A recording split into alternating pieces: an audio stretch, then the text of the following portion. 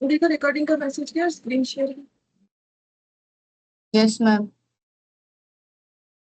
देखो हम लोग एमलगमेशन में इलास्ट्रेशन 1 से लेके 10 आई थिंक पूरा कंप्लीट हो गया है। इलास्ट्रेशन में 11 बाकी है, और बाकी जो हम लोग का प्रैक्टिकल क्वेश्चन में बाकी है वो देखना पड़ेगा। तो इलास्ट्रेशन 11 करेंगे आज पहले। 9 10 लास्ट क्लास में किया था, उसके पहले बाकी सारा कंप्लीट था। जब बीच का सारा कंप्लीट है तो हम ठीक बोल रहे हैं ना? सिर्फ 11 बाकी है मैम ना? इलास्ट्रेशन 7 बाकी था। तो 7 भी बाकी है, ठीक है। 7 भी करेंगे। The following are the balance sheet of A Limited and B Limited as at 31st March। जो 11 वाला है वो पढ़ रहे हैं। A Limited, B Limited यहाँ दिया हुआ है। Equity share capital, reserve surplus, long term borrowings, trade payable, short term borrowing, bank overdraft, property plant and equipment, non current investment, current asset में trade receivable, cash and cash equivalent. Share capital का details दिया हुआ है। General reserve दिया है। PL का debit balance है, मतलब बी लिमिटेड का लॉस इनकर्ड हो रहा है, ठीक है। तो इसका मतलब मुझे लगता है कि ए लिमिटेड ही खरीदने वाला है। नहीं, बी लिमिटेड खरीद रहा है ए लिमिटेड को, नीचे लिखा हुआ है, ठीक है। देखते हैं। लॉन्ग टर्म बोरिंग्स में डिवेंचर है, लोन फ्रॉम बैंक है, और ये भी लोन फ्रॉम बैंक है। B limited has acquired the business of A limited. B limited जो है ए लिमिटेड के बिजनेस को एक्वायर कर रहा है। The following scheme of merger was approved.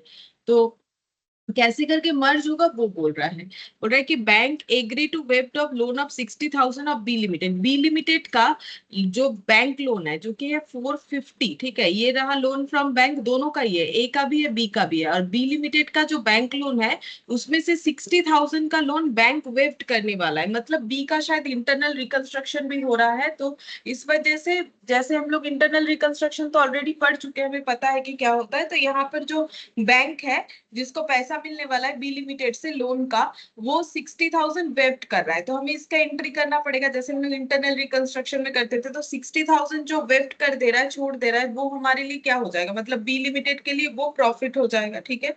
तो फिर वो कैपिटल रिकंस्ट्रक्शन में चला जाएगा। 60,000।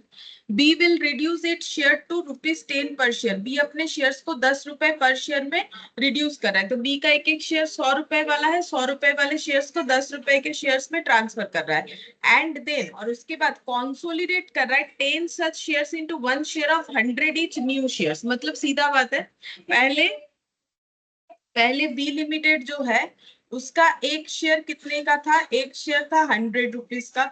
उसके बाद उसने एक शेयर कितने का कर दिया, 90 रुपीज का, सॉरी 10 रुपीज का। तो फिर कितने रुपए से कम कर दिया, 90 रुपीज से। तो 90 रुपीज कैपिटल रिकंस्ट्रक्शन में चला जाएगा, ठीक है। और वैसे भी देखो ना, नेगेटिव बैलेंस है, इससे पता ही चल रहा है, प्लस डिटेल से भी पता चल रहा है कि यहाँ कैपिटल रिकंस्ट्रक्शन भी हो रहा है, मतलब इंटरनल रिकंस्ट्रक्शन। फिर ये लोग क्या कर रहे हैं, 10 such shares into 1 shares of 100 each. उसके बाद क्या कर रहे हैं, अभी एक शेयर का वैल्यू करेंटली 10 चल रहा है बी लिमिटेड का, कैपिटल रिकंस्ट्रक्शन के बाद। अब क्या कर रहे हैं, अब यहाँ पर कॉन्सोलिडेट कर रहे हैं 10 सच शेयर्स, 10 शेयर्स को, ठीक है। 10 शेयर्स को एक शेयर में ट्रांसफर कर रहे हैं। तो एक शेयर 10 रुपए का, अब ये 10 शेयर्स को एक शेयर में ट्रांसफर कर रहे हैं, मतलब 100 रुपए का शेयर। 10 × 10 एक शेयर, अगर 10 रुपए का है तो 10 शेयर 100 रुपए का है, तो 100 रुपए का एक शेयर बना रहे, कॉन्सोलिडेट कर रहे हैं, ये बोला है, ठीक है। तो इसका भी हमें एंट्री करना पड़ेगा। ऐसा सेम एंट्री हम लोग इंटरनल रिकंस्ट्रक्शन में कर चुके हैं। फिर बोला है shares of A limited will given 1 shares of B limited in exchange of every shares held in A limited. बोल रहा है कि क्योंकि बी लिमिटेड ए लिमिटेड को परचेस कर रहा है, तो बोल रहा है कि share holders of A limited के जितने भी शेयर होल्डर है उन्हें क्या दिया जाएगा, एक शेयर दिया जाएगा न्यू कंपनी का बी लिमिटेड का, इन exchange of every share held in A limited. सीधा बात है, अगर ये एक शेयर होल्डर है, इसका ए लिमिटेड का एक शेयर है, तो उसे नए कंपनी बी लिमिटेड में भी एक शेयर मिल जाएगा, ठीक है। Trade payable of B limited includes 100,000 payable to A limited. अच्छा, अब ये बोला है कि कॉन्ट्रा एंट्री, ठीक है। Trade payable of B limited मतलब बी लिमिटेड के क्रेडिटर में 100,000 से ए लिमिटेड का नाम है। मतलब सीधा बात है, बी लिमिटेड का जो बैलेंस शीट है वहां पर जो क्रेडिटर दिख रहा है उसमें 100,000 का क्रेडिटर ए लिमिटेड है। अब ए जब बी को खरीद ही रहा है, सॉरी बी जब ए को खरीद ही रहा है, तो ये कॉन्ट्रा एंट्री के हिसाब से कैंसिल हो जाएगा, मतलब क्रेडिटर कैंसिल और डेटर भी कैंसिल, क्योंकि एक के बुक्स में एक जन डेटर है, दूसरे के बुक्स में दूसरा क्रेडिटर है।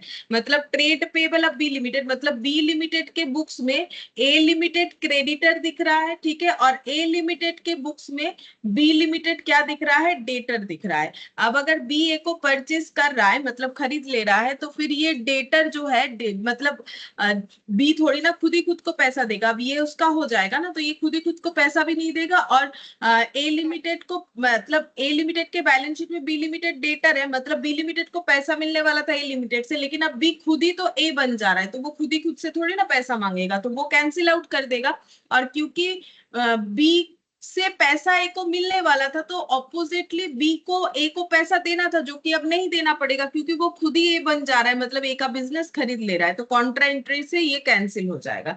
पास necessary entries in the books of B limited, मतलब जो न्यू कंपनी है उसके बुक्स में एंट्री करने बोला है और बैलेंस शीट प्रिपेयर करने बोला है आफ्टर मर्जर, ठीक है। तो इसका मतलब ये नहीं कि ये in the nature of purchase, in the nature of merger बोल रहा है, ये नहीं बोल रहा है, मर्ज होने के बाद, ठीक है। ये यहाँ पर हमें कहीं नहीं बोल दिया है कि in the nature of purchase या in the nature of merger करके क्वेश्चन करना है।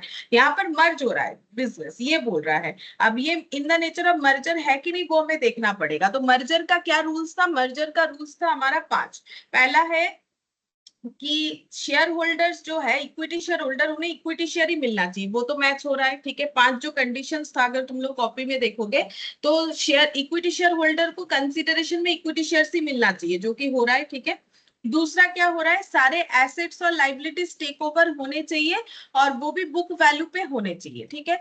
तो यहाँ पर तो कुछ दूसरा वैल्यू बोला नहीं है, तो जो भी एसेट लाइबिलिटी टेक ओवर होगा, इसका मतलब ये सभी बुक वैल्यू पे टेक ओवर हो रहा होगा, ठीक है।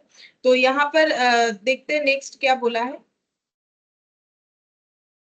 एक सेकंड। और जो बिजनेस ए लिमिटेड कर रहा था, वही बिजनेस बी लिमिटेड को भी करना पड़ेगा, ये हो गया। और बुक वैल्यू पे टेक ओवर होना चाहिए, सारे एसेट्स लाइबिलिटीज ही टेक ओवर होने चाहिए, तब वो मर्जर होता है, ठीक है। तब वो मर्जर के जो है मतलब मर्जर बोलेंगे हम लोग उसको। तो यहाँ पर अगर देखा जाए तो एसेट लाइबिलिटीज कैसे टेक ओवर हो रहा है, हमें तो अलग से कुछ बोला नहीं है, कोई टेक ओवर नहीं हो रहा है ऐसा भी नहीं बोला, इसका मतलब सारे टेक ओवर हो रहा है, वो भी बुक वैल्यू पे ही हो रहा है, क्योंकि हमें तो यहाँ कोई चेंजेस बोला नहीं है कि ये एसेट बी लिमिटेड इतने वैल्यू मिलेगा या फिर उतने वैल्यू मिलेगा, ऐसा तो कुछ नहीं बोला है।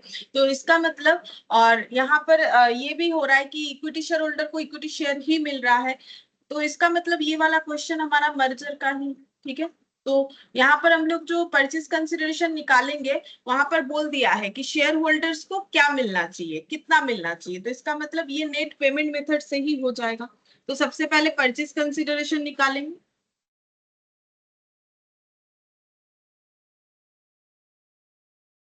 Payment to, payment in workings amount. A limited 1 shares, एक के बदले एक मिलेगा, मतलब यहाँ पर पेमेंट टू क्या होगा, equity share holder of A limited को मिलेगा, क्या मिलेगा, equity share of B limited, equity share B limited का इक्विटी शेयर मिलेगा। Equity share holder of A limited को equity share of B limited मिलेगा, एक के बदले एक, ठीक है। अगर ए लिमिटेड में एक शेयर होल्ड कर रहा है तो बी लिमिटेड में एक शेयर मिल जाएगा, तो एक के बदले एक। और ए लिमिटेड में कितने सारे इक्विटी शेयर्स होल्डर है, तो कैसे पता चलेगा, ये रहा 2000 डिवाइडेड बाई 100 करने से पता चल जाएगा 20, और ये 1000 है, मतलब 20,000 हम लोग बोल सकते हैं। ये हो गया नंबर ऑफ शेयर्स इनटू एक एक शेयर्स कितना करके है, वहां तो बोला नहीं है कि कितना करके। हाँ, एक एक शेयर कितना करके हो जाएगा वो हमें सोचना पड़ेगा, क्योंकि इसके पहले हम लोग का यहाँ पर कुछ कंसोलिडेशन ये सब हुआ ना, ये वाला। तो करेंटली बी का एक एक शेयर कितना करके चल रहा है, मैम 100। हाँ 100 करके हो जाएगा। तो यहाँ पर इंटू 100 तो कितना आ जाएगा,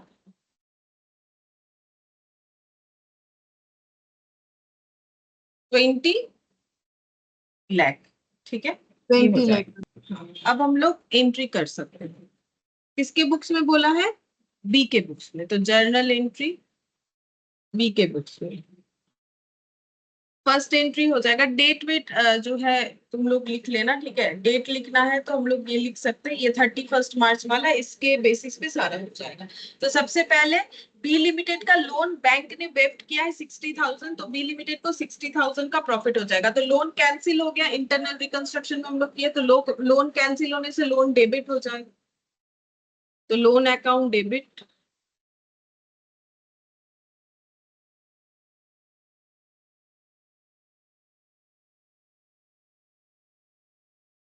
टू कैपिटल रिकंस्ट्रक्शन रिडक्शन या इंटरनल रिकंस्ट्रक्शन कुछ भी लिखा जा सकता है, 60,000।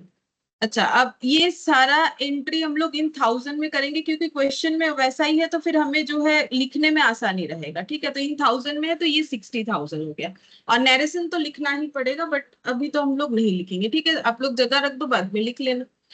फिर यहाँ पर बोला है इक्विटी शेयर्स जो है 100 रुपए वाला, वो 10 रुपए में ट्रांसफर करना है। उसके बाद ये कंसोलिडेशन वाला एंट्री करेंगे। तो इक्विटी शेयर अगर 100 रुपए वाला 10 रुपए में हो जाएगा, तो 90 रुपीज का कैपिटल रिकंस्ट्रक्शन होगा। तो एंट्री क्या होगा, equity share capital account debit, ये कैंसिल हो जाएगा। कितने रुपए वाला शेयर, 100 रुपए वाला शेयर कितना है हम लोग देखेंगे। नया जो शेयर बनेगा टू इक्विटी शेयर कैपिटल, एक एक शेयर कितने का बनेगा, 10 रुपए वाला बनेगा। टू कैपिटल रिकंस्ट्रक्शन, या फिर रिडक्शन लिखते, क्योंकि एक ही चीज लिखना चाहिए। तो कितना हो जाएगा, 90 रुपीज। इंटू क्या करना है, number of shares. Number of shares कैसे पता चलेगा, यहाँ देखते हैं नंबर ऑफ शेयर्स कितना था बी का।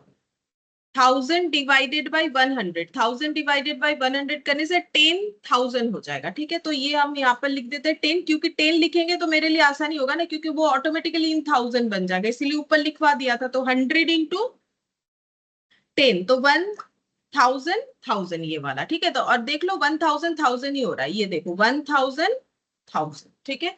अच्छा, अब ये 10 इंटू 10, तो ये हो जाएगा 100, मतलब 100,000 यानी 1 लाख, और यहाँ पर हो जाएगा 900, ठीक है। 900,000 यानी 9 लाख।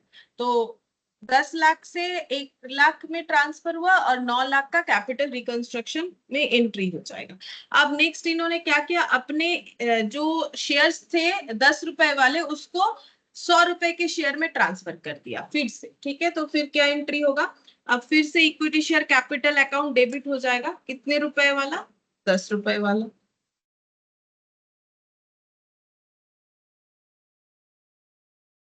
ये वाला 10 इंटू 10, ठीक है, 100। ये to equity share capital of कितना हो जाएगा, एक एक शेयर 100 रुपए का हो जाएगा, ठीक है।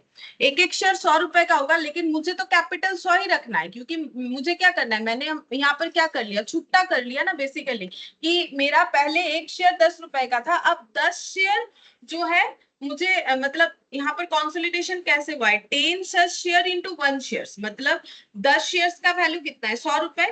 तो मैंने अगर एक शेयर 100 रुपए का बना दिया, तो फिर मेरा क्या हो गया कि मैंने एक शेयर 100 रुपए का बना दिया, पहले एक शेयर 10 रुपए का था, अब एक शेयर 100 रुपए का है, मतलब 10 शेयर को मिला के एक शेयर बना दिया, ठीक है। जैसे मेरे पास पहले दो 50 रुपए का नोट था, अभी एक 100 रुपए का नोट है, तो है तो मेरे पास 100 ही रुपए, लेकिन पहले दो नोट था, क्योंकि 50-50 था। अब एक ही नोट है तो 100 रुपए है। तो फिर यहाँ पर मुझे कितना लिखना चाहिए, मुझे 100 ही रखना पड़ेगा। तो इनटू यहाँ पर नंबर ऑफ शेयर्स कितना हो जाएगा, 1, ठीक है। अब 1 का मतलब 1 थोड़ी ना हुआ, 1000 हुआ, मतलब सीधा बात है, पहले सिचुएशन ऐसा था, 10 इंटू 10,000, ठीक है। तो ये आंसर आ रहा था 100, और यहाँ पर हो जाएगा 1 2 3 4 5, 1 लाख। अभी भी मुझे वही 1 लाख ही रखना है, 5 जीरो होगा, ठीक है। अभी भी मुझे 1 लाख ही रखना है, लेकिन मुझे यहाँ पर वैल्यू 100 करना है। तो फिर यहाँ पर नंबर ऑफ शेयर्स कितना हो जाएगा, 100 से डिवाइड करने से यहाँ पर 1000 हो जाएगा, ठीक है। तो वो 1000 क्योंकि इन 1000 में लिखा हुआ है, तो ये 1 दिख रहा है, ठीक है। समझ में आया मेरा बात, यस मैम। ठीक है। ये ऐसे करके हो जाएगा, क्योंकि हम लोग इन 1000 में लिख रहे हैं ना, और अगर तुम लोग इन 1000 में ना लिख के पूरा लिखोगे, तो यहाँ 1000 लिख देना, मतलब तब सभी में चेंज करना पड़ेगा करने से।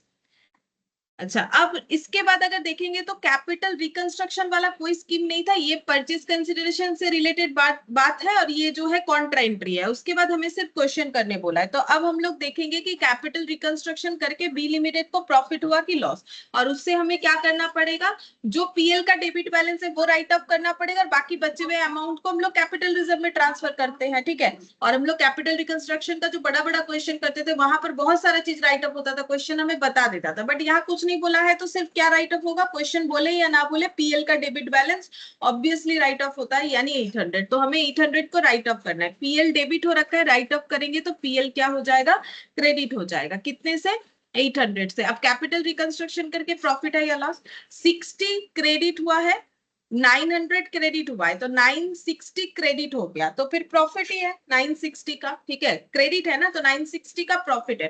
तो 960 का प्रॉफिट से हम लोग 800 के लॉस को राइट ऑफ करेंगे, फिर भी हमारे पास कुछ बच जाएगा, तो यहाँ पर लिखेंगे कैपिटल रिडक्शन अकाउंट डेबिट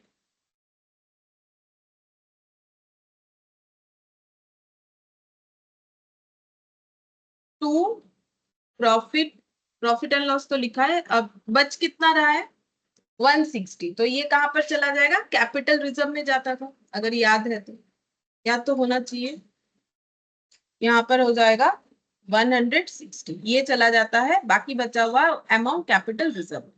अच्छा, ये हो गया हमारा 4th नंबर वाला एंट्री। इसके बाद देखते हैं, इसके बाद देखते हैं कि क्या क्या टेक ओवर होगा। तो क्योंकि हमें ये पीसी बोला है वो तो हम लोगों ने कैलकुलेट कर लिया, ये कॉन्ट्रा एंट्री कर लेंगे। अब देखेंगे कि बी लिमिटेड, क्योंकि ए लिमिटेड का बिजनेस एक्वायर कर रहा है, तो उसका क्या क्या चीज टेक ओवर करेगा, उसका एसेट टेक ओवर करेगा, लाइबिलिटी, एसेट में क्या है, बी किधर है, बी शायद इधर है, हाँ, एसेट में यहाँ पर ए है, तो ये टेक ओवर होगा, ये टेक ओवर होगा, तो बुक वैल्यू पे ही हो रहा है, देख लो, क्योंकि क्वेश्चन तो कुछ बोला नहीं है ना, तो ये हो जाएगा PPE account debit 2700, non current investment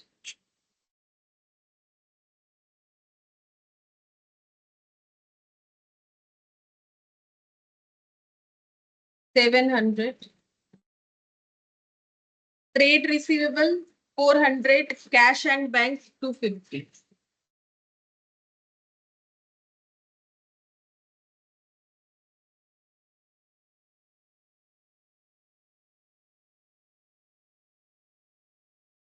सारे एसेट्स टेक ओवर कर लिए, करेंट एसेट आ लिए, ठीक है, वो भी बुक वैल्यू पे। अब लाइबिलिटी पे चलते हैं, तो ट्रेड पेबल 300, बस ट्रेड पेबल ही आएगा। अच्छा, और क्या टेक ओवर किया, यहाँ पर लॉन्ग टर्म बोरिंग में जाते हैं, ये नोट्स में जाना पड़ेगा, क्योंकि यहाँ पर नोट बना हुआ है, शायद मोर देन वन आइटम हो, हाँ है। 10% डिवेंचर लोन फ्रॉम बैंक, तो यहाँ पर लिखेंगे 10% डिवेंचर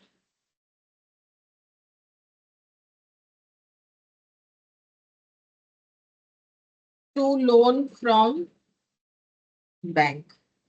तो 10% डिवेंचर कितना हो जाएगा 500, और लोन फ्रॉम बैंक 250। अच्छा, तो ए लिमिटेड का ये सारा चीज टेक ओवर हुआ, और इसके बाद और तो कुछ नहीं है, तो देख लो, मतलब यहाँ पर क्या हो गया। अच्छा, रिजर्व सरप्लस में यहाँ पर जनरल रिजर्व है ए लिमिटेड का, लेकिन उसका एंट्री हम लोग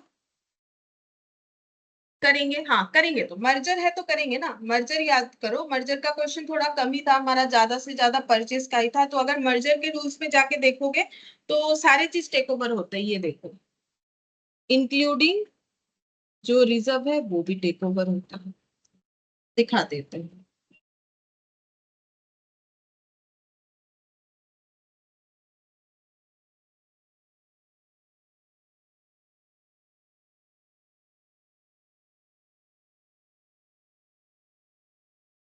ये रहा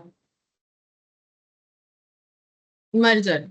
Shareholders holding at least 90% face value of equity share agree to become equity shareholder of the new company. कम से कम 90% लोग रेडी होने चाहिए न्यू कंपनी में शिफ्ट होने के लिए, यहाँ पर सभी रेडी हो रहे हैं। Such share holder shall given PC in equity shares only, तो इनको इक्विटी शेयर्स ही मिल रहा है।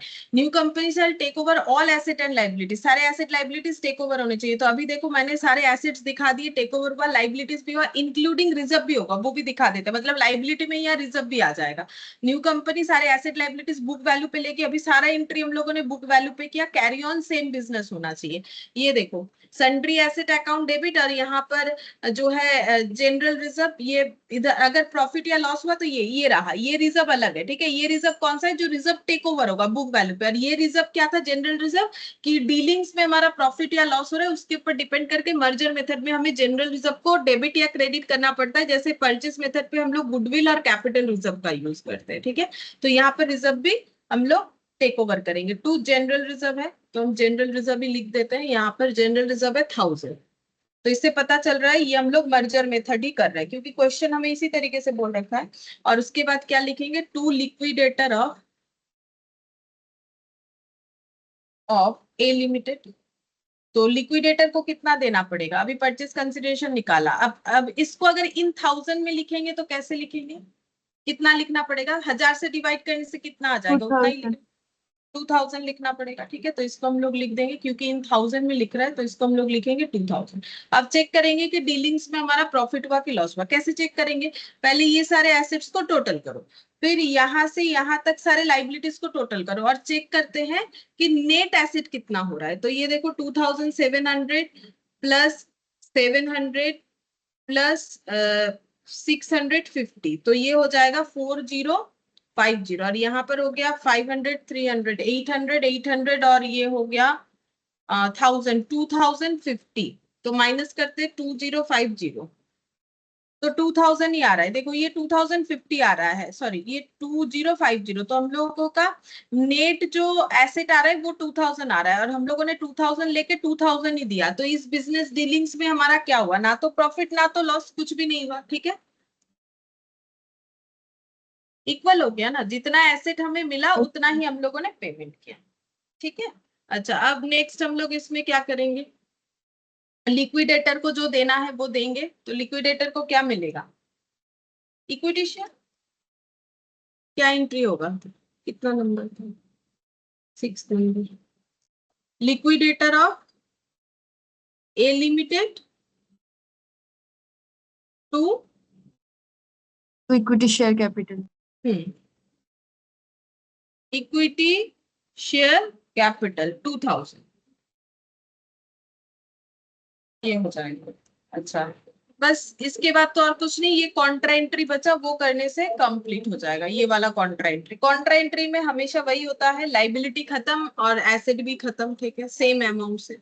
तो trade payable account debit to trade receivable, कितने का एडजस्ट हो रहा है, 100,000। तो ये तो 1000 में दे ही दिया, अच्छा है। तो हम लोग डायरेक्ट यहाँ पर 100 लिखेंगे तो हो जाएगा, बाकी नैरेशन लेकिन लिख लेना है। अब हम लोग बनाएंगे balance sheet, balance sheet of B limited after merger.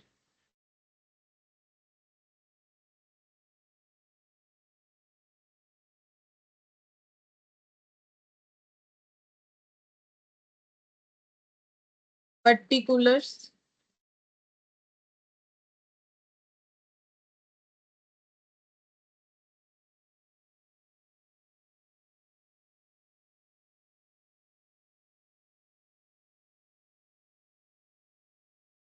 यहाँ पर सबसे पहले आ जाएगा इक्विटी एंड लाइबिलिटी, फिर आ जाएगा शेयर होल्डर्स फंड, फिर share capital, reserve surplus.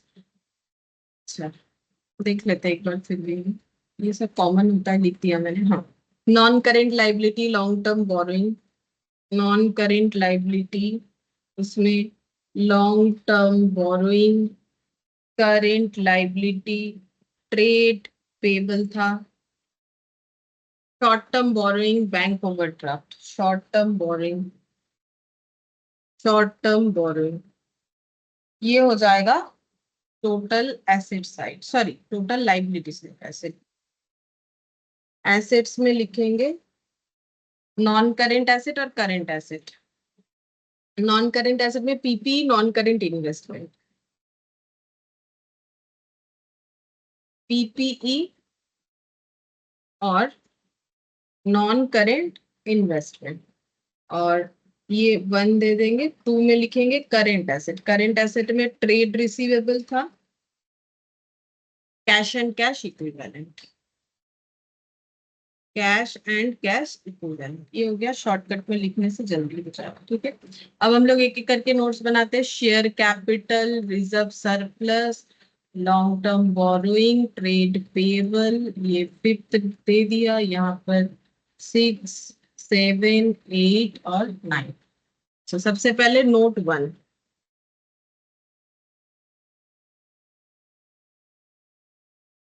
Share capital.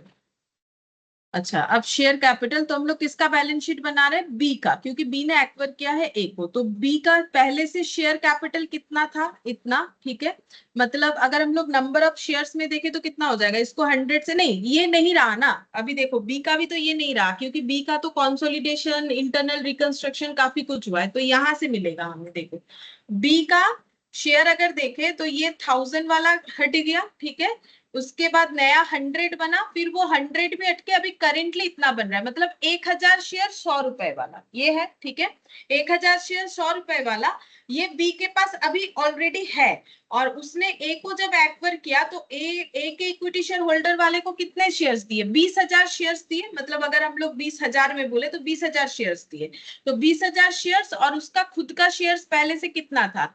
यहाँ पर 1000, ये एक मतलब 1000, तो 20,000 और 1000 कितना हो जाएगा? मेरा बात समझ में आया ना? ये एक का मतलब तो 1000 है, तो बी का खुद का 1000 शेयर्स है अभी। और उसने जब ए को खरीदा तो कितना शेयर्स इशू किया? 20,000। तो 20,000 और 1000 कितना हो जाता है? 21,000 21,000। तो नंबर ऑफ शेयर्स 21,000 और कितना करके है? सारा 100 शेयर्स 100 करके, तो वही लिखना पड़ेगा। तो हम लोग भी यहाँ पर वही लिखेंगे, उसी चीज को यहाँ पर लिख देंगे। यहाँ पर लिखेंगे 21,000 equity shares of ₹100 each,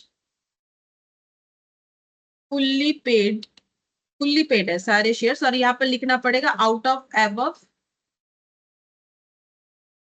20,000 shares, ये लिखना ही पड़ेगा। ठीक है, 20,000 shares have been issued for consideration other than cash।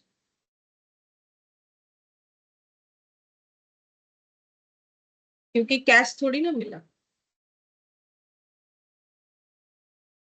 A limited के इक्विटी शेयर वालों को 20,000 शेयर इशू करके पीसी रिलीज हुआ, कैश नहीं मिला। तो 21,000 इंटू 100 करने से कितना होगा? 21,000 इंटू 21 100, लाख 21 लाख। अच्छा, अब इसे मुझे लिखना है इन 1000 में, क्योंकि मेरा पूरा चीज इन 1000 में है। तो लाख डिवाइडेड बाय 1000 करने से कितना जीरो बचेगा? 21 तो बचेगा ही। तो 1 लाख में 5 जीरो है, 1000 में 3 जीरो, तो 3 जीरो और ऊपर 3 जीरो कैंसिल आउट, तो 2 जीरो बचेगा। तो इतना होना चाहिए 2100। देख लो समझ में आ गया ये वाला 2100 कैसे हुआ? अच्छा तो यहाँ पर हम लोग लिख लेंगे 2100। अब लिखेंगे रिजर्व एंड सरप्लस का note. Note number 2, reserve surplus. तो रिजर्व सरप्लस देखते हैं क्या कंडीशन था। यहाँ पर देखते हैं ए का 1000 मतलब 1000 का जनरल रिजर्व बी ने एक्वायर किया है। ठीक है, ये हम लोग जब एंट्री किए तब देखे। और इसके अलावा एक और कोई कुछ रिजर्व नहीं था। बी का खुद का जो 800 है वो तो राइट ऑफ हो गया, तो वो तो इसमें एड ऑन नहीं होगा।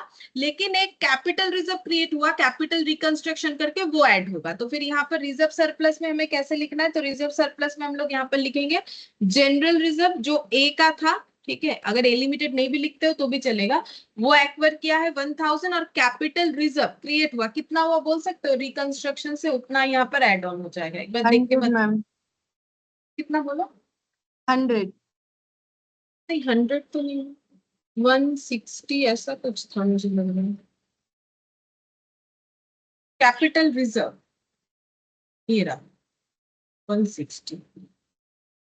100 तो कुछ यस मैम नहीं है। सॉरी हाँ हाँ 100 हाँ, 100 नहीं होगा कुछ भी। तो यहाँ पर हो जाएगा 160, तो इसका मतलब हो जाएगा 11 60, ठीक है, 1160, ये हम लोग लिख देंगे यहाँ पर 1160।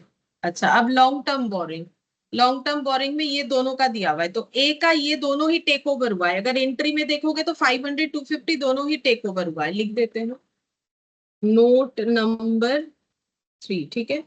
तो लॉन्ग टर्म बोरिंग 10% डिवेंचर, जो ए का टेक ओवर हुआ है 500 पे, loan from bank, loan from bank, ये हो जाएगा 250, ये ए लिमिटेड का है, ये दोनों ही डेटा ए लिमिटेड का है, लेकिन बी लिमिटेड का जो लोन फ्रॉम, मतलब मर्जर में क्या होता है, ऐड हो जाएगा ना, कि मर्जर के इन द नेचर ऑफ परचेज में भी तो ऐसे ही होता है कि जो टेक ओवर कर रहा है उसका क्या था और उसने टेक ओवर करके उसे और क्या मिला, तो उसका पहले से 450 लोन था, लेकिन उसमें से बैंक लोन में से 60,000 का लोन बैंक ने वेव कर दिया था, तो उसका लोन कितना बचा था, तो वो लोन का अमाउंट प्लस ये दोनों चीज, ठीक है। तो लोन फ्रॉम बैंक में बी लिमिटेड का कितना था, कितना हो जाएगा? मैम 60,000 था। 60,000 तो वेब्ड हुआ था, 450 था ना, 450 था, ये देखो 450 है, उसमें से 60,000 छोड़ दिया, उसी का तो एंट्री किया हम लोग। हाँ मैम 390 होगा। तो टोटल कितना हो रहा है बता सकते हो एक बार?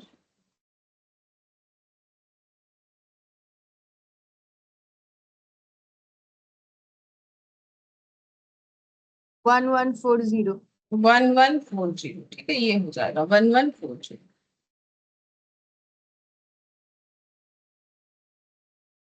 ट्रेड पेबल, इसके बाद नोट नंबर 4, ट्रेड पेबल। अब ट्रेड पेबल में जाएंगे, देखेंगे क्या लिखा हुआ है। 300 प्लस 300 600, लेकिन एक कॉन्ट्रा एडजस्ट होगा, ठीक है। तो ए लिमिटेड से 300 एक्वायर किया ट्रेड पेबल, उसका खुद का मतलब बी लिमिटेड का खुद का 300 था, तो टोटल कितना हो गया 600, लेस कर देंगे कॉन्ट्रा सेटअप या म्यूचुअल सेटअप कितने का था 100 का, ठीक है, तो 100 का कम हो जाएगा ना, डेटर में भी क्रेडिटर में भी, तो ये कितना बन जाएगा 500, ठीक है। तो ट्रेड पेबल का वैल्यू हम लोग का आ जाएगा 500। फिर है शॉर्ट टर्म बोरो,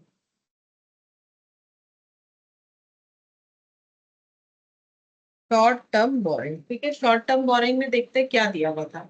तो यहाँ पर अगर देखेंगे सिर्फ इधर है, इधर मतलब बी का है, तो शॉर्ट टर्म बोरिंग ए का कुछ था नहीं, तो बी का जितना था उतना रह जाएगा, तो शॉर्ट टर्म बोरिंग में क्या है, बैंक ओवरड्राफ्ट किसका है, बी लिमिटेड का ही था, ए का कुछ शॉर्ट टर्म बोरिंग था नहीं कि वो एक्वर करेगा, तो बी लिमिटेड का 50 था, तो हमें भी 50 लिख देना है बस, जब एक्वर नहीं हुआ है तो कुछ एडिशन नहीं करना पड़ेगा, तो ये हो गया 50, ठीक है। अब इसका हम लोग बाद में टोटल कर लेते हैं। नॉन करेंट एसेट में पीपीई, नोट नंबर 6 में जाएंगे।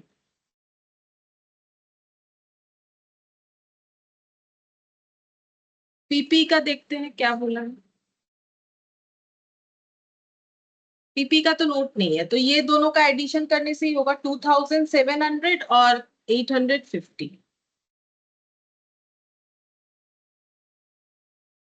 ए का है 2700, बी है 850, तो टोटल कितना हो जाएगा, ये तो 50 आ रहा है, दिख रहा है, 7 7 14 1 15 5 3 3550 होना चाहिए,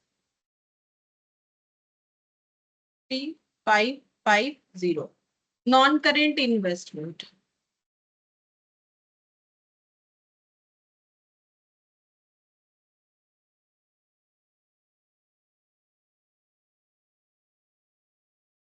देखते हैं नॉन करेंट इन्वेस्टमेंट में क्या दिया हुआ है। नॉन करेंट इन्वेस्टमेंट में सिर्फ और सिर्फ ए का ही है, तो ए का तो एक्वर किया होगा 700, ठीक है, तो ये आउटर में लिख देते हैं, ए का एक्वर किया गया 700,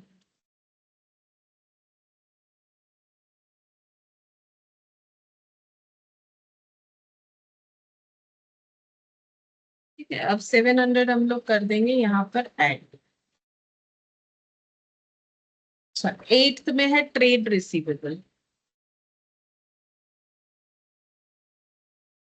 ट्रेड रिसीवेबल, ट्रेड रिसीवेबल में देखते हैं क्या दिख रहा है। ट्रेड रिसीवेबल में यहाँ पर हम लोगों का 400 और 150, ए लिमिटेड का 400, बी का खुद का 150 था, लेस कॉन्ट्रा हो जाएगा 100 से कम हो जाएगा, यहाँ पर 450 हो जाएगा। ट्रेड रिसीवेबल 450 और last cash and cash equivalent.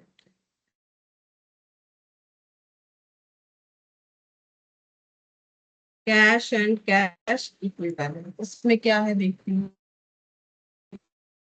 इसमें भी सिर्फ ए का ही था, बी का तो कुछ था ही नहीं, तो क्वेश्चन तो आसान है। यहाँ पर हो जाएगा 250, कुछ ऐड वैड होगा नहीं, तो ये भी रह जाएगा हम लोग का 250। अब चेक करते कितना हो जाएगा, 250 और 450 मतलब 400, 200, 600, 700, 700, 700, 1400, 1400, तो ये हो जाएगा 4950, ये 4950, ऊपर भी इतना ही होना चाहिए, देखते हैं।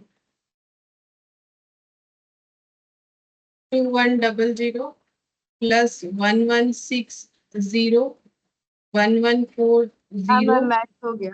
अच्छा ठीक है, 495, चलो हाँ मैच तो हो गया, तो ये मेरे को आसान है। ठीक है, मर्जर था ये वाला। ठीक है, वैसे भी क्वेश्चन में थोड़ा सा एक हिंट्स दिया था, एकदम ये मर्जर वाला लैंग्वेज हम लोग इग्नोर नहीं कर सकते, फिर भी खुद को एक बार चेक कर लेना चाहिए। फिर भी बोला है स्कीम ऑफ मर्जर, ठीक है, मतलब मर्ज हो रहा है और ये मर्जर नेचर पे भी चल रहा है। बाकी तो क्वेश्चन पढ़ के भी हम लोग कंफर्म कर सकते हैं, क्योंकि सारे एसेट टेक ओवर पे बुक वैल्यू पे हुए, सारे इक्विटी शेयर होल्डर शिफ्ट हुए, 90% पे शिफ्ट हुए। ठीक है, तो इसीलिए, और देखो बोला है acquired the business of A limited, ठीक है, मतलब सेम बिजनेस ही करेगा, इससे ये भी हिंट्स मिल जाता है। ठीक है, सिर्फ टेक ओवर ए लिमिटेड ऐसा नहीं बोला है, बिजनेस मतलब सेम वही वाला बिजनेस करने वाला, इससे भी ये हिंट्स हमें मिल जाता है। बाकी देखो in the nature of merger ही होगा, क्योंकि परचेज होने का तो कोई हिंट्स हमें दिया ही नहीं है कि एसेट्स किसी और वैल्यूज पे टेक ओवर हो रहा है, कुछ एसेट लिया जा रहा है, कुछ नहीं लिया जा रहा है, या कुछ लाइबिलिटी लिया जा रहा है, नहीं लिया जा रहा है, ऐसा तो कुछ भी हमें नहीं बोला है। तो फिर ये in the nature of merger ही हो जाएगा। ठीक है, तो ये हम लोग का बन गया इलास्ट्रेशन 11। एक इलास्ट्रेशन और बाकी है 7 वाला, वो करेंगे। तो पहले ये यहाँ पर प्रैक्टिकल क्वेश्चन में जो दो बाकी है वो कर लेते हैं, फिर टाइम बचेगा तो कर लेंगे, आई होप टाइम बच जाएगा। तो प्रैक्टिकल क्वेश्चन में हम लोगों ने 9th वाला कर लिया था, 10 भी कर लिया था, 11 वाला करेंगे। ठीक है, 9-10 हो गया था ना, अगर हम मतलब गलत बोल रहे तो मुझे एक बार याद दिला दो। 9-10 हो गया था, कंफर्म है ना, मैम 11 क्या बाकी था? है। अच्छा, यस 11 वाला मैम। तो नहीं हुआ था, 11 वाला करेंगे। तो तो देखो इसमें 11 बोला है, बाकी। हाँ, super express limited and fast express limited were in competing business. ठीक है, दोनों का मतलब सेम बिजनेस है, तो दोनों ही बिजनेस में compete कर रहे हैं। They decided to form a new company name super fast express limited, मतलब मिलके एक नया कंपनी बनाना चाहते हैं जिसका नाम है super fast express limited. The balance sheet of both the companies are as under, दोनों का अलग अलग बैलेंस शीट हमें बताया, सुपर एक्सप्रेस का और फास्ट एक्सप्रेस का। शेयर कैपिटल बता दिया है, रिजर्व सरप्लस बता दिया है, और क्या बताया यहाँ पर, long term provisions, trade payable, property plant equipment, intangible asset, current asset में inventories, trade receivable, cash and cash equivalent, इधर नोट्स दे दिया है। फिर यहाँ पर बोला क्या है वो देख लेते, ये नोट्स बना हुआ है। The asset and liabilities of both the companies they are taken over by the new company at their book values. अच्छा, थोड़ा थोड़ा मर्जर जैसा हिंट्स आ रहा है, अभी बाकी चीज भी देखेंगे तो पता चलेगा, ठीक है, कि मर्जर होगा कि नहीं होगा। लेकिन एक पॉइंट्स तो टैली हो रहा है कि सारे एसेट लाइबिलिटीज टेक ओवर होंगे, बोल रहा है। और कैसे होंगे, बुक वैल्यू पे होंगे। The companies were allotted equity shares of ₹100 each in lieu of purchase consideration, purchase consideration के लिए इक्विटी शेयर्स दिया जाएगा 100 रुपए वाला। तो कितना, 30,000 टोटल हो रहा है परचेज कंसिडरेशन। कैसे, 20,000 for super fast express limited and 10,000 for fast express limited. तो हमें परचेज कंसिडरेशन में भी ज्यादा मेहनत नहीं करना है, बता ही दिया है कि कौन से कंपनी को कितना दिया जा रहा है। तो एक कंपनी को 20,000 शेयर्स और एक को 10,000 शेयर्स, कितने रुपए वाला, 100 रुपए वाला। तो 20,000 इंटू 100 करेंगे तो 2 लाख, 100 रुपए वाला बोल रहा है ना, तो 20,000 और यहाँ पर हो जाएगा 10,000, मतलब 30,000। तो 30,000 शेयर्स दिए जा रहे हैं 100 रुपए वाला, तो ये ना रुपीस नहीं होगा, ये गलत दिया हुआ है। मतलब गलत क्या, मतलब प्रिंट मिस्टेक है मेरे हिसाब से, क्योंकि 20,000 शेयर्स और 10,000 शेयर्स मिलके होता है 30,000 शेयर्स, और अगर एक एक शेयर 100 रुपए वाला है तो 30,000 इंटू 100 करने से परचेज कंसिडरेशन का वैल्यू निकल के आएगा। तो 30,000 इंटू 100 जितना होगा उतना ही पीसी हो जाएगा। Prepare opening balance sheet of superfast express limited considering pooling method, बता ही दिया। पूलिंग मेथड मतलब मर्जर मेथड, ठीक है। तो अब हमें मर्जर मेथड से इस क्वेश्चन को करना है, लेकिन कुछ ज्यादा नहीं करना है, सिर्फ और सिर्फ बैलेंस शीट बना के देना है, ये बोला है, ठीक है। सिर्फ बैलेंस शीट बना के देना है, ठीक है। चलो बैलेंस शीट बना लेते हैं। क्वेश्चन 11, ठीक है। बैलेंस शीट ऑफ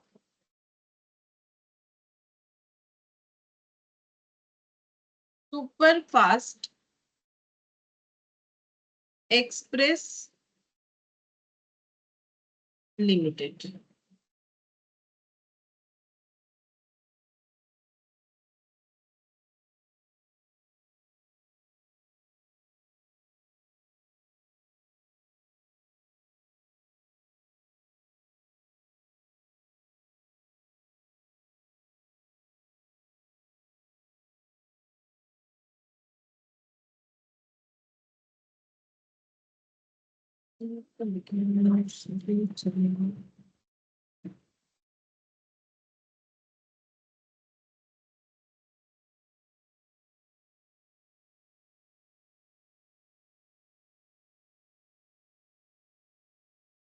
सबसे पहले लिखेंगे equity and liability, share holders fund, share capital, reserve surplus. ये सब कॉमन होता है तो मैंने लिख लिया, फिर भी एक बार देख लेंगे, ये तो होगा ही जरूर।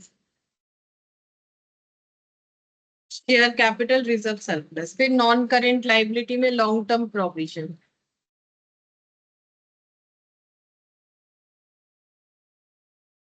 लॉन्ग टर्म प्रोविजंस, फिर करेंट लाइबिलिटी होगी ट्रेड पेबल,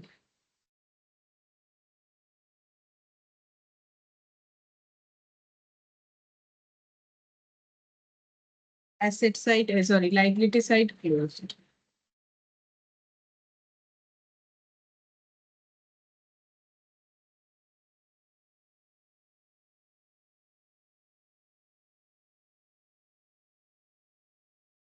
अच्छा, अब लिखेंगे assets, non current asset, PPE, intangible asset.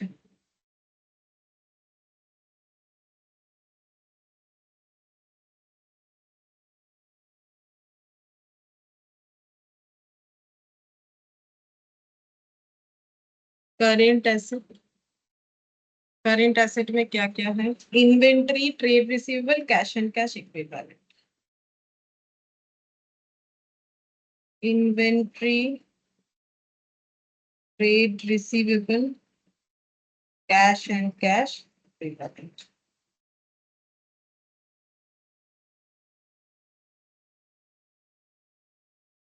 सब में नोट नंबर लगा देते हैं।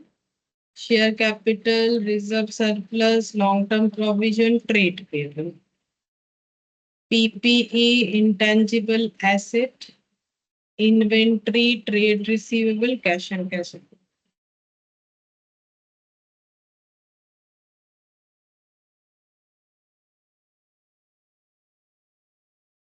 शेयर कैपिटल, अच्छा।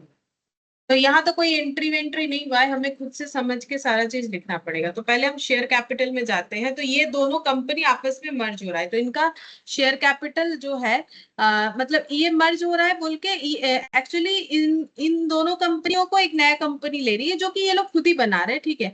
और इसमें इन्होंने कितना शेयर्स दिया है, तो देखो 30,000 शेयर्स दिए गए हैं, 30,000 शेयर्स इशू हुआ है। तो नया कंपनी का ही तो हम लोग बैलेंस शीट बना रहे हैं। तो नए कंपनी में कितना शेयर्स होगा?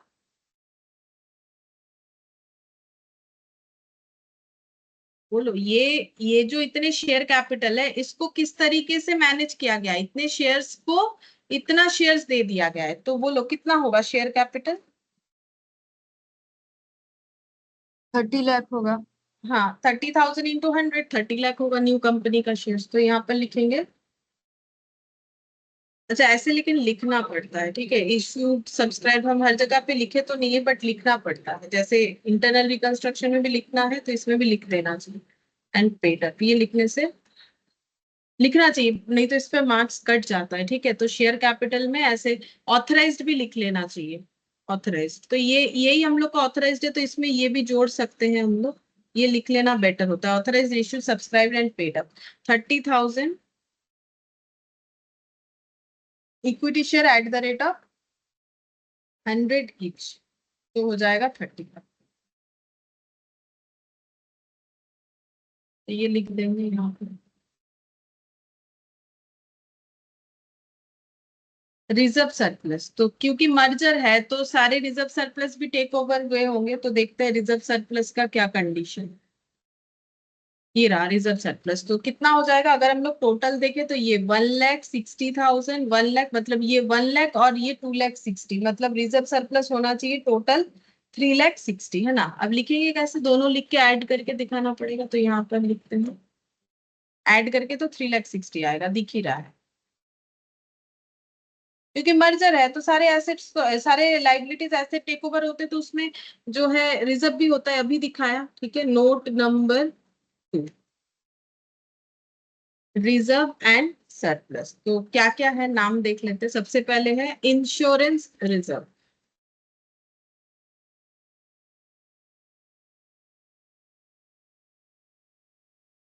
1 लाख।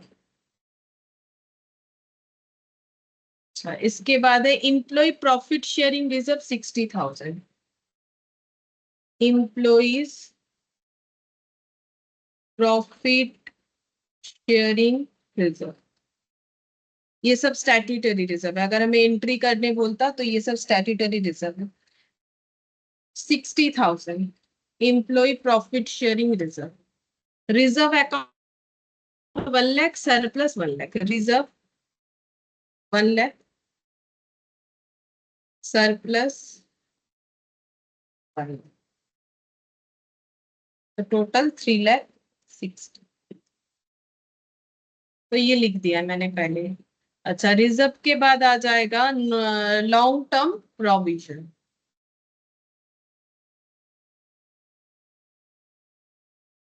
लॉन्ग टर्म प्रोविजन उसमें क्या था देखते हैं। लॉन्ग टर्म प्रोविजन में सिर्फ सुपर एक्सप्रेस लिमिटेड का था प्रोविडेंट फंड 1 लाख, तो यहाँ पर भी वही लिखेंगे, प्रोविडेंट फंड यहाँ पर लिख देंगे 1 लाख, तो ये यहाँ चला जाएगा 1 लाख। फोर्थ में है ट्रेड पेबल, दोनों ऐड हो जाएगा, अगर दोनों का यहाँ 1 लाख हो जाएगा, 60 और 40, 1 लाख।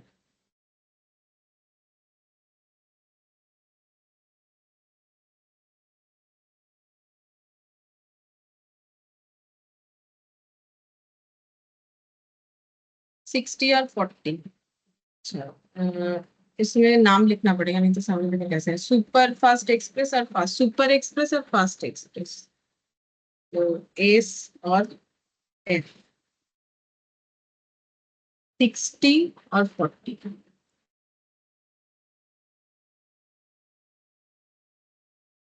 एक्चुअली यहाँ लिखने का कोई नाम नहीं है ना, तो इसलिए मैंने कंपनियों का नाम देके लिखा कि ट्रेड पेबल इसका इतना है, इसका इतना है, ठीक है। जैसे ये वाला भी हम लोग लिख सकते हैं जिसका था, ठीक है। लेकिन जहाँ एक या एक से ज्यादा आइटम में नाम है, नहीं भी लिखेंगे तो चलेगा, बाकी जगह पे हम लोग चाहे तो लिख सकते हैं। 1 लाख, ये 1 लाख हम लोगों ने क्या लिखा, मैंने ट्रेड पेबल, तो मैंने यहाँ ट्रेड पेबल ऑलरेडी लिख दिया था, ठीक है। PPE fifth number note,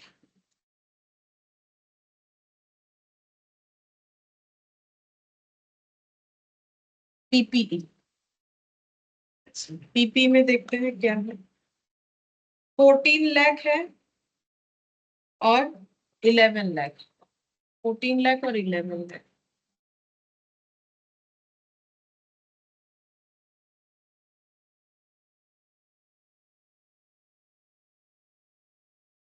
25 lakh.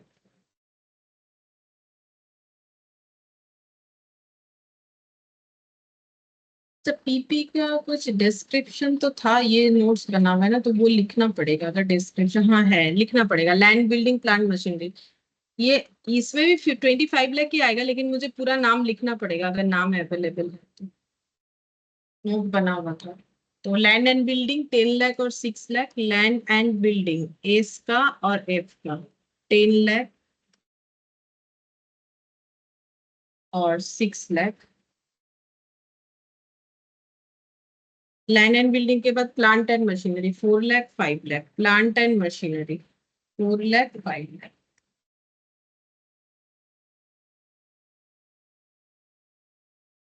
तो वही 25 लाख ही आएगा, बट अगर हमें पता है डिटेल्स तो डिटेल्स में लिखना पड़ता है, नहीं दिया हुआ है तो नहीं लिखेंगे।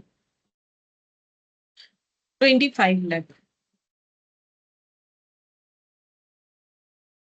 फिर इंटेंजिबल एसेट।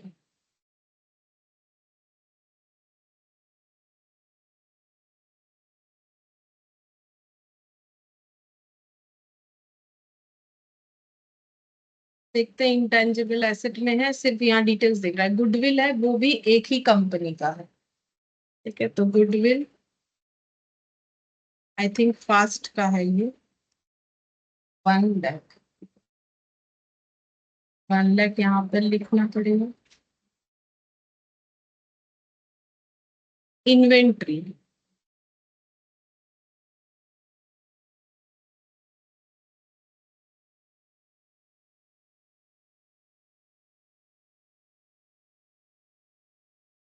इन्वेंट्री देखते हैं। 3 लाख और 40,000।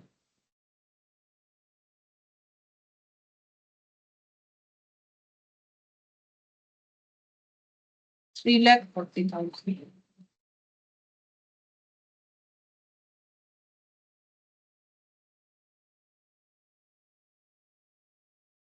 Trade receivable.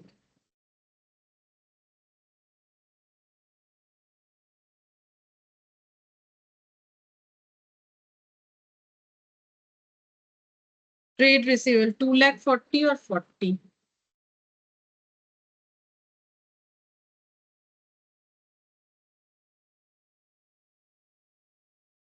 2 लाख 80।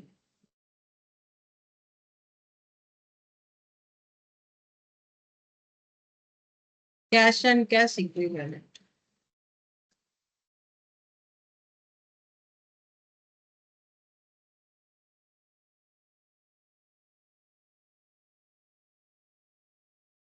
इसमें नोट बना हुआ है, इसमें जाके देखना है।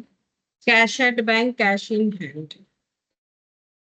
Cash at bank, cash in hand.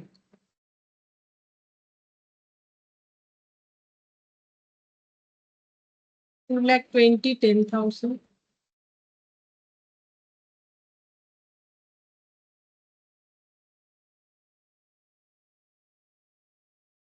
2 lakh 30 और 1 लाख और 10,000।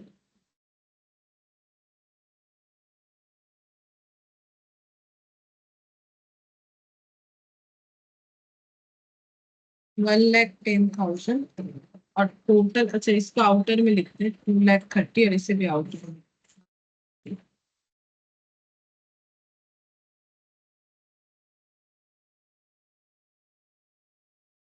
3 लाख।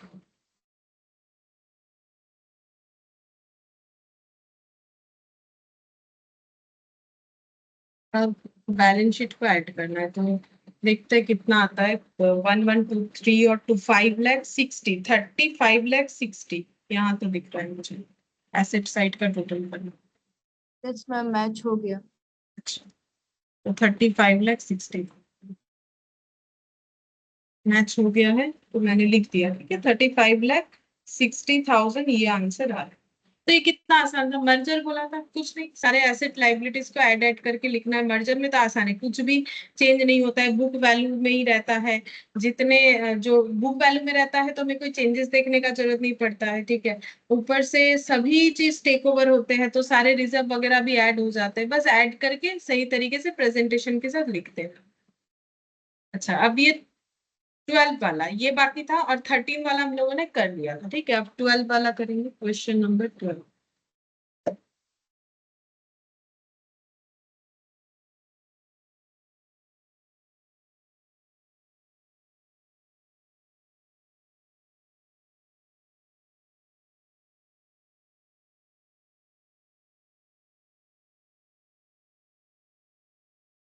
क्वेश्चन नंबर 12 में क्या बोला है?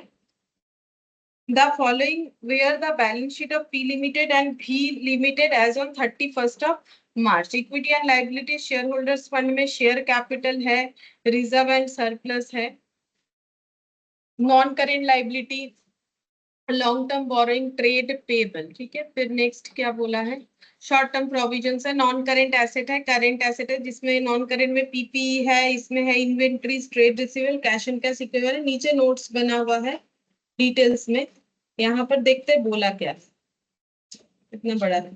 तो बोल रहा है कि all the bills receivable held by V were P limited acceptance, मतलब जो बिल्स रिसीवेबल है भी के पास, तो देखते हैं भी के पास क्या बिल्स रिसीवेबल है, यहाँ नीचे दिया हुआ है, ये रहा भी लिमिटेड। जितने भी बिल्स रिसीवेबल है भी लिमिटेड के, मतलब 80 लाख का, ये पूरा का पूरा ही पी का एक्सेप्टेंस है, मतलब ये बिल ड्रॉ पी पे हुआ है, तो बिल जो जिस पे ड्रॉ होता है उसे बिल एक्सेप्ट करना पड़ता है, तो पी ने बिल एक्सेप्ट किया है भी से 80 लाख का, क्योंकि क्वेश्चन खुद बोल रहा है कि ये जितना भी बिल्स रिसीवेबल भी का है वो सिर्फ और सिर्फ पी के नाम का ही है। ठीक है, ये बोल रखा है। फिर बोला है on 1 April P limited took over V limited in an amalgamation in nature of merger. ठीक है, यहाँ क्वेश्चन खुद बोल रहा है मर्जर के नेचर में एमलगमेट हुआ है और पी ने भी को टेक ओवर किया है, तो इसका मतलब ये जो ऊपर बिल्स रिसीवेबल वाला दिया हुआ एक्सेप्टेंस, तो ये कॉन्ट्रा के साथ कैंसिल आउट हो जाएगा, क्योंकि अभी पी ने अगर भी को टेक ओवर कर लिया है, जैसे ही भी को टेक ओवर करेगा भी के बैलेंस शीट में उसे दिखेगा कि मेरे नाम का इतना सारा बिल्स रिसीवेबल है, मतलब भी को मुझसे इतना रुपए मिलने वाला था, जब मुझे भी को पेमेंट करना था, सीधा बात है 80 लाख, अगर मैंने भी को खरीद लिया तो भी को क्यों 80 लाख पे करेंगे, तो भी को अगर 80 लाख मुझे पे करना था वो मुझे कैंसिल कर देना है। कहां से करेंगे? भी के बैलेंस शीट से भी करेंगे, मेरे बैलेंस शीट मतलब पी खुद के बैलेंस शीट से भी करेगा, तो खुद के बैलेंस शीट पे तो पी का लाइबिलिटी दिख रहा था, बीपी दिख रहा था 80 लाख का, जितना भी मतलब 80 लाख का जो लाइबिलिटी दिख रहा था बीपी, वो कैंसिल आउट हो जाएगा और भी के बुक से 80 लाख का बी आर कैंसिल आउट हो जाएगा, जो कि बी और पी के अंदर का ट्रांजेक्शन था, मतलब कॉन्ट्रा ट्रांजेक्शन। अब यहाँ पर बोला it was agreed that in discharge of consideration for business P limited would allot 3 fully paid equity share of 10 each at par for every 2 shares in V limited. तो purchase consideration shares में ही बताया, क्योंकि question तो खुद ही बोला है merger, तो हमें तो ज्यादा देखने का जरूरत ही नहीं, मर्जर में ही करेंगे। बाकी परचेस कंसिडरेशन कैसे रिलीज होगा? बोला है 3 शेयर्स मिलेगा, fully paid up shares allot किया जाएगा 10 रुपए वाला, अगर किसी के पास भी लिमिटेड में 2 शेयर्स है। ठीक है, तो यहाँ पर भी मतलब जो कंपनी अपने आप को बेच दे रहा है, भी के पास अगर किसी का 2 शेयर्स है तो उसे नए कंपनी यानी पी में 3 शेयर्स मिलेगा 10 रुपए वाला। अब इससे हमारा पीसी निकल जाएगा। It was also agreed that 12% debenture in B limited would be converted into 13% debenture, तो जो भी लिमिटेड में डिवेंचर है 12%, वो 13% में कन्वर्ट होगा, ये बोला है, मतलब सिर्फ इंटरेस्ट रेट चेंज होगा ऑफ द सेम अमाउंट, लेकिन अमाउंट में कोई चेंजेस नहीं होगा। एंड डिनोमिनेशन, डिनोमिनेशन मतलब एट द रेट जितना करके था उतना करके ही रहेगा। तो देख लो कि 12% डिवेंचर बी लिमिटेड में कितना करके था, यहाँ पर 1000 बोला था, कुछ नहीं बोला है, तो 100 रुपए करके, तो वो 100 रुपए का ही रहेगा, 1000 ही रहेगा, बस 12% की जगह 13% इंटरेस्ट रेट हो जाएगा।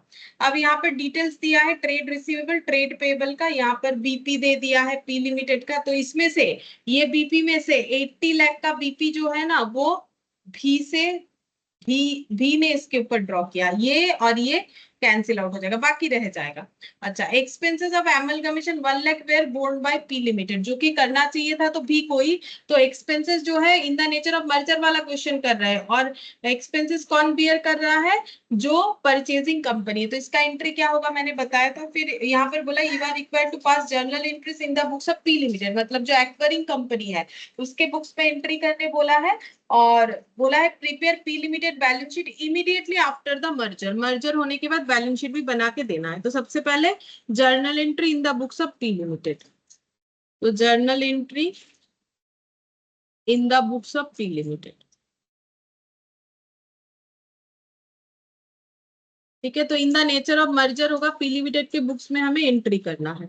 अच्छा, पीसी भी तो निकालना चाहिए था, वर्किंग नोट बना के देखते पीछे के पेज में थोड़ा सा जगह होगा, नहीं जगह तो नहीं है। ठीक है, हम इसको एक बार हटा के पीसी निकाल लेते हैं।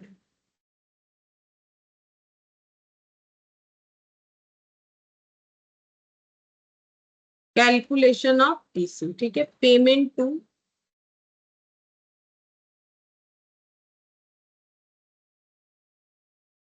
पेमेंट इन वर्किंग्स और अमाउंट।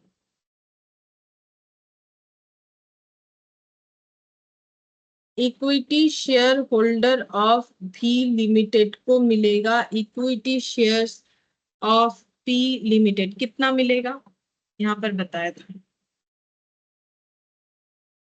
यहाँ पर बोला था कि for every 2 shares held in B limited, 2 अगर होल्ड कर रहा है तो कितना मिलेगा।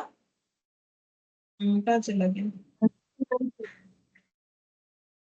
कितना बोला था दिख नहीं रहा, 3।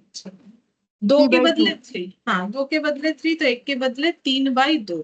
और अब ये चेक करेंगे कि बी लिमिटेड के कितने शेयर्स थे इक्विटी शेयर।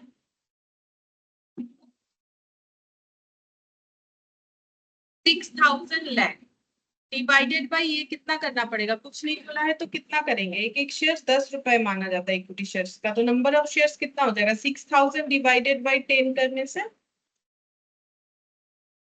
600। 600। 600 इंटू एक एक शेयर्स 10 रुपीज वाला ही मानेंगे क्योंकि इसका भी बताया नहीं कितना करके शेयर्स है पी वाला, ठीक है तो 10, तो फिर कितना हो जाएगा 900, ये हो रहा है नंबर ऑफ शेयर्स इंटू 10 मतलब 9,000। 9000। 9000 और ये इन लैख में हो जाएगा क्योंकि मैंने ये डेटा इन लैख वाला लिया है तो इन लैख, ये बन गया हम लोग का पीसी, ठीक है। अच्छा अब हम लोग एंट्री करेंगे, तो सबसे पहला एंट्री मर्जर में क्या होता है, बिजनेस मर्जर अकाउंट डेबिट। देखो कॉपी में जाओ, जाके देखो क्या एंट्री होता है।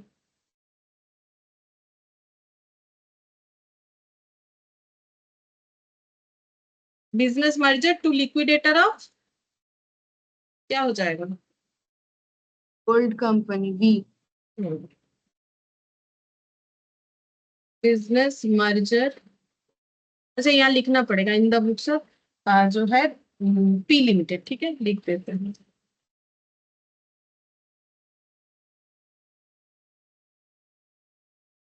Business merger account debit to liquidator of B limited, कितना हो जाएगा 9000। 9000 ये पूरा ही हम लोग इन लैख में लिखेंगे क्योंकि डेटा वैसे ही हमें दिया हुआ है तो वैसे ही प्रेजेंट करने में आसानी रहेगा। इसके बाद क्या करते हैं, ये एंट्री कर दिया कि इतने का बिजनेस खरीदा, तो बिजनेस में क्या क्या खरीदा तो उसका डिटेल्स लिखते हैं। इसके बाद तो सारे एसेट लाइबिलिटीज का डिटेल्स लिखना पड़ेगा, तो एसेट्स में पीपी, पीपी और यहाँ नोट्स बना हुआ है तो नीचे आ जाएंगे, यहाँ पर लिखेंगे क्या क्या टेक ओवर हुआ है। तो लैंड बिल्डिंग हुआ है कितने का 6000 का, ठीक है। नहीं ये शायद भी पी खुद है, भी में देखना पड़ेगा, तो भी का लैंड बिल्डिंग नहीं है। Plant machinery 5000,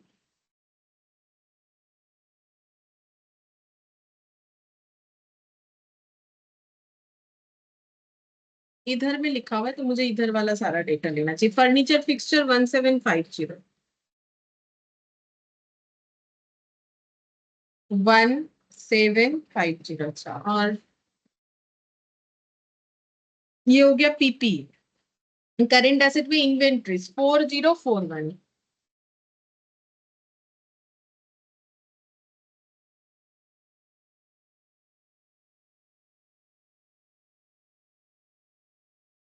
trade receivable 1100।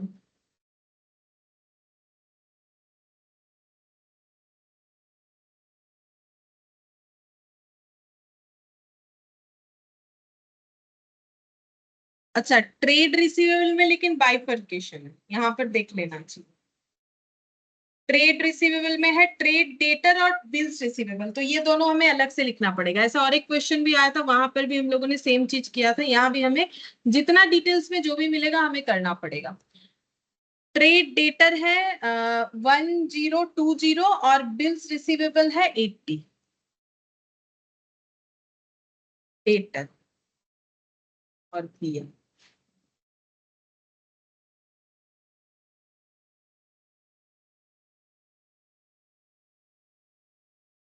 मैंने टोटल में लिखा था, यहाँ पर क्योंकि अलग दिया हुआ है तो हमें अलग लिखना पड़ेगा। ट्रेड रिसीवेबल के बाद cash and cash equivalent 609।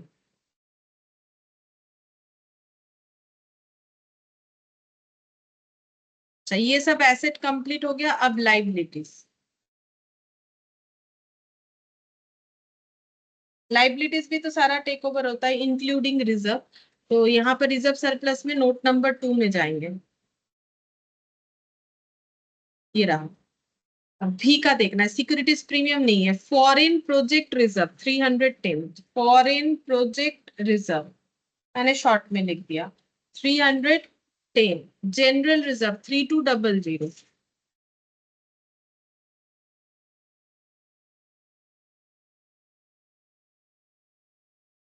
Profit and loss account 825। अच्छा, ये हो गया रिजर्व वाला। अच्छा, रिजर्व के बाद और क्या है? रिजर्व के बाद इधर है लॉन्ग टर्म बोरिंग, यहाँ पर भी का ही दिख रहा है, नोट्स बना हुआ है 1000। तो 12% डिवेंचर 1000।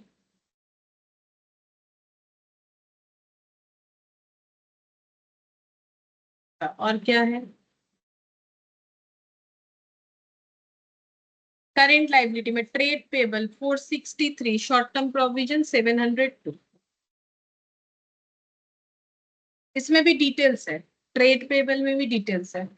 ट्रेड पेबल था और शॉर्ट टर्म प्रोविजन 702। तो यहाँ एक line short term provision 702। Trade payable में क्या क्या था देख लेते हैं। बीपी था और क्रेडिटर। ट्रेड पेबल में था, अच्छा इसका बीपी था ही नहीं, ट्रेड क्रेडिटर है 463। ठीक है, तो ट्रेड पेबल में ट्रेड क्रेडिटर है 463। ट्रेड क्रेडिटर 463, तब तो एक लाइन जगह का कोई मतलब नहीं। To short term provision 702। अब इसके बाद हमें चेक करना पड़ेगा कि हमारा नेट एसेट कितना है। यहाँ पर लिखेंगे टू बिजनेस मर्जर।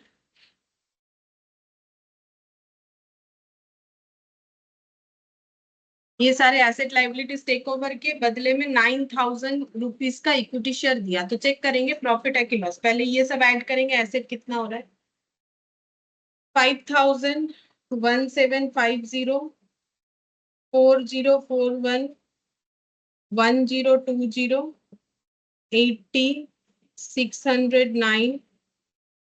ये हो गया एसेट 12500 का। तो यहाँ पर एक बार लिख के रखते हैं। अच्छा, और लाइबिलिटी देखते हैं कितना कितना है। 310 plus 310 plus 3200 plus 825 plus 1000 plus 463 plus 702। तो टोटल हो गया 6500। ये पूरा मिला के यहाँ तक। तो फिर 12500 का एसेट और 6500 का लाइबिलिटी। तो हम लोगों को नेट 6000 का एसेट मिला और हम लोगों ने पे किया है 9000। तो बोलो प्रॉफिट हुआ कि लॉस हुआ? 6000 का चीज लिया और 9000 रुपए दिया, तो प्रॉफिट हुआ कि लॉस हम हुआ? लॉस हुआ। हाँ लॉस हुआ। लॉस हुआ कितना हुआ? गुडविल कितना हुआ बोलो? 3000। 3000। ठीक है, तो हम लोग यहाँ पर 3000 का लॉस जो है रिकॉर्ड करेंगे और उसको लिखेंगे क्या? इसमें क्या लिखा जाता है? General reserve. देख लो मर्जर वाले मेथड में जाके, कहाँ पर है मर्जर वाला मेथड?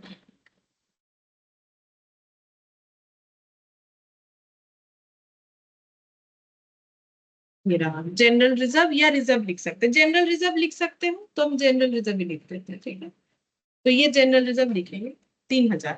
लेकिन ऑलरेडी एक जनरल रिजर्व हम लोगों ने 3200 लिख रखा है। ऐसा हम लोगों ने मर्जर का जब क्वेश्चन किया था तब भी मैंने बताया था।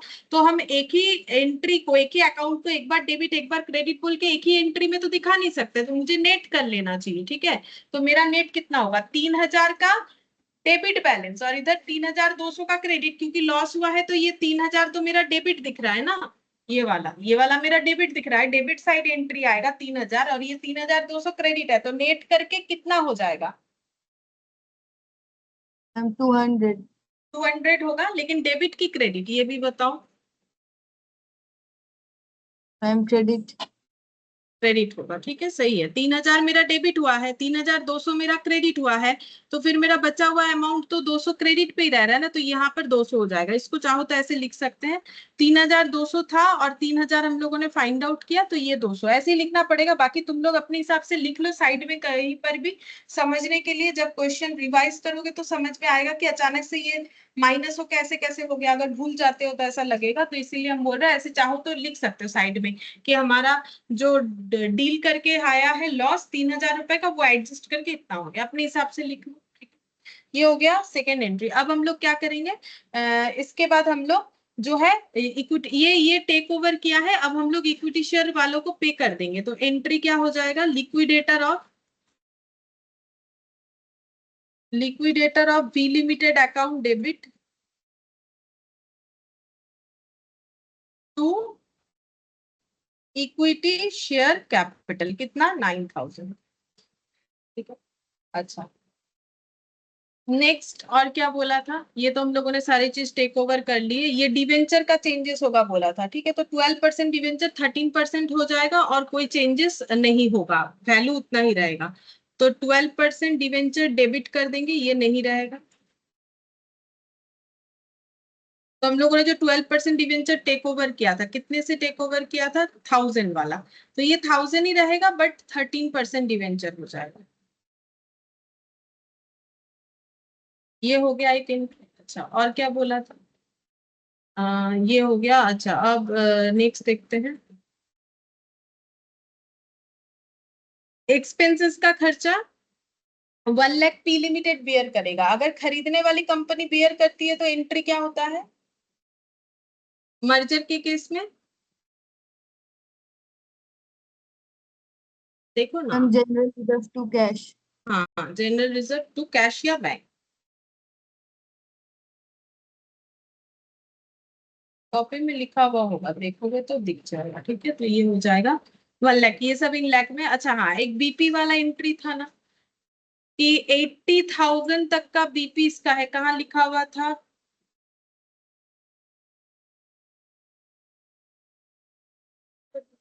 यही पर नहीं। हाँ, ऑल द बिल्स रिसीवेबल जो है, मतलब 80 लाख का बीआर कम, मतलब कैंसिल होगा बीपी के अगेंस्ट में, तो कॉन्ट्रा एंट्री, तो बीआर डेबिट टू बीपी हो जाएगा, sorry BP debit to BR, liability cancel होगा ना, तो बीपी डेबिट हो जाएगा, जैसे क्रेडिटर होता है उसके जगह टू बीआर। कितने का, 80 लाख, तो ये इन लाख में है पूरा, तो ये 80 लिख देंगे। बस हो गया। अब हम लोग को बनाना है balance sheet, balance sheet of free limited.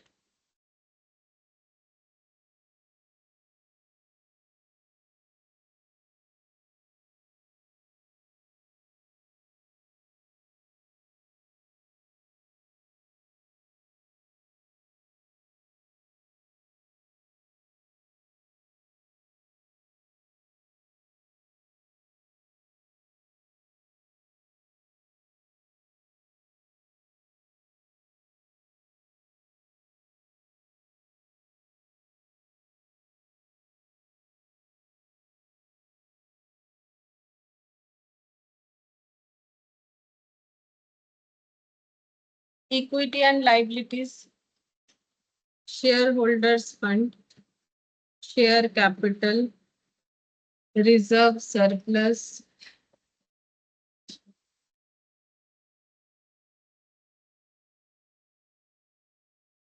Non current liability long term borrowing,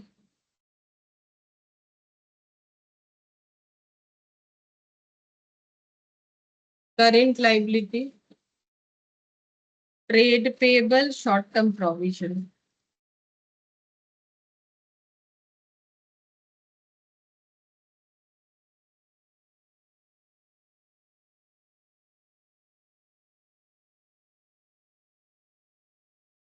बस इतना ही है, तो इसका नोट्स भी लगा देते हैं। शेयर कैपिटल के लिए 1, रिजर्व सरप्लस के लिए 2, ये 3, 4, 5 total.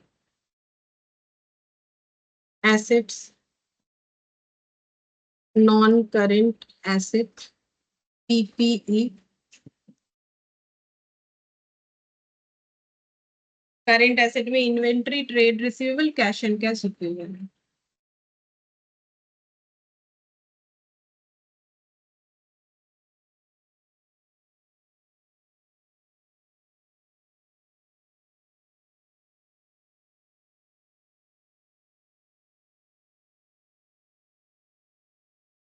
6, 7, 8. Note number 1, share capital. अच्छा, शेयर कैपिटल में इक्विटी शेयर कैपिटल है, यहाँ पर लिखेंगे ऑथराइज्ड। ठीक है, ये लिखना पड़ता है, अगर मैंने बहुत सी जगह पे नहीं लिखा है लेकिन हम बता देते हैं, इंटरनल रिकंस्ट्रक्शन में भी बताया था, ये लिखना पड़ता है। Authorised, issued, subscribed and paid up. अगर ऑथराइज्ड अलग है, इश्यूड, सब्सक्राइब्ड, पेड अप अलग है, देन अलग दिखाते हैं, लेकिन ये सारे क्वेश्चन में देखा जाता है कि नॉर्मली अलग कुछ देता नहीं है, सेम ही रहता है। Issued, subscribed and paid up, इसमें ज्यादा कुछ झमेला देता नहीं कि इशूड कुछ अलग था, सब्सक्राइब कुछ अलग हुआ, पेड अप कुछ अलग हुआ, क्योंकि कंसंट्रेशन इस पे नहीं होता है ना, एमलगमेशन पे होता है, तो इस वजह से। अब कितना सारा शेयर्स होगा वो हमें चेक करना पड़ेगा। तो एक्चुअली पी लिमिटेड और वी लिमिटेड में हुआ क्या है ट्रांजैक्शंस की, पी लिमिटेड जो है वो टूक ओवर किया है वी लिमिटेड को, और उसके बदले उसने कितना शेयर्स दिया है, तो वो तो हम लोग पीसी में देखेंगे तो पता चल जाएगा। तो नए वाले कंपनी का कितना शेयर्स हो जाएगा, तो ये यहाँ पर दिख रहा है 900 नंबर ऑफ शेयर्स, इन लाख में है, ठीक है। 900 शेयर्स है, मतलब 900 लाख, तो 900 लाख का मतलब कितना होता है 900, ये वाला, ठीक है, और ये तो पूरा इन लाख में है, तो इसके बाद 5 जीरो, तो ये कितना हो जाएगा 90 लाख या 9 करोड़, 9 करोड़ होगा। 9 crore. हाँ, 70 यानी 9 करोड़। तो नए वाले कंपनी में 9 करोड़ शेयर्स मिल रहा है, जो है पी लिमिटेड में जो शिफ्ट हो रहे हैं। और पी का खुद का पहले से कितना था, तो 15,000 इन लाख डिवाइडेड बाय 10 करते हैं, तो 10 करने से कितना हो जाएगा, एक एक जीरो कट कट के 1500 लाख, मतलब 1500 लाख मतलब कितना हो जाएगा 1500 लाख, मतलब 5 जीरो, ठीक है। तो 3 4 5 6 7, मतलब 15 करोड़। तो 15 करोड़ और 9 करोड़, पहले से पी का 15 करोड़ था और 9 करोड़ इशू कर दिया, तो टोटल कितना हो जाएगा 24 crore. 24 करोड़। तो वही लिखेंगे हम लोग 24 करोड़, तो यहाँ पर लिखेंगे 24 crore equity shares of ₹10 each out of above 9 crore issued for consideration other than cash.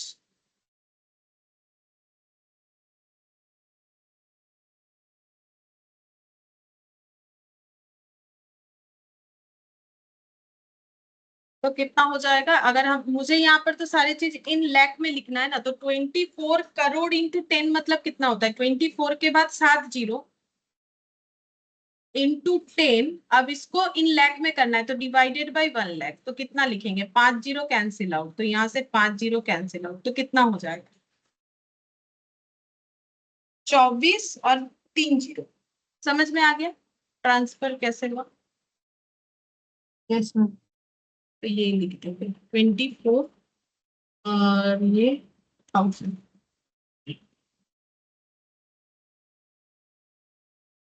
Reserve surplus, note number 2, reserve surplus. Reserve surplus में क्या क्या आएगा, सिक्योरिटीज प्रीमियम पी का खुद का था, सिक्योरिटीज प्रीमियम पी का खुद का था, हम लोग चाहे तो ऐसे नाम लिख सकते हैं, पी लिमिटेड, चाहो तो नहीं भी लिख सकते, कोई नेसेसरी नहीं। 3000।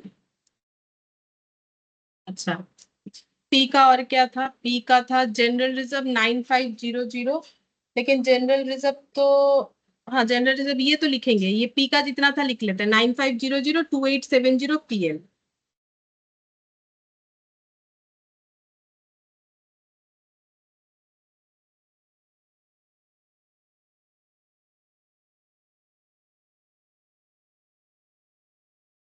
ये था सभी पी लिमिटेड का, तो क्यों ना पी लिमिटेड को हम ऊपर लिखते, ठीक है। अब उसने जो एक्वायर किया है भी लिमिटेड को, उससे क्या क्या लिया है, तो वो तो एंट्री से ही दिख जाएगा। तो रिजर्व में क्या क्या लिया था, रिजर्व में जनरल रिजर्व, यहाँ पर 200 दिख रहा है, तो हम लोग 200 ही लिखेंगे, क्योंकि वो नेट करके हो रहा है, तो जनरल रिजर्व हमें 200 ही देखना पड़ेगा, क्योंकि अगर हम लोग दोनों लिखना तो नहीं चाहिए। अगर मान लो कि दोनों चीजें लिख के रख देते तो उस केस में क्या हो जाता, हम लोग का इधर 3200 दिखता ये वाला जो ऐड करते, और 3000 हम लोग लेस करके दिखाते, तो नेट इम्पैक्ट हमारा 200 का ही आता। तो जनरल रिजर्व 200, पीएल 825 यहाँ पे।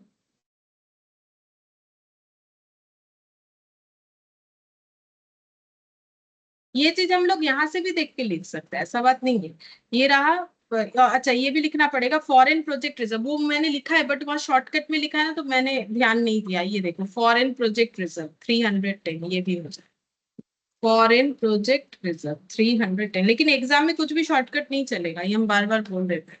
जनरल रिजर्व लिख लिया, 3200 नहीं होगा, 3000 नेट करके 200, पीएल लिख लिया। अब सारा चीजों को टोटल करके हम लोग यहाँ पर आउटर में लिख सकते हैं, तो ये कितना बन जाएगा।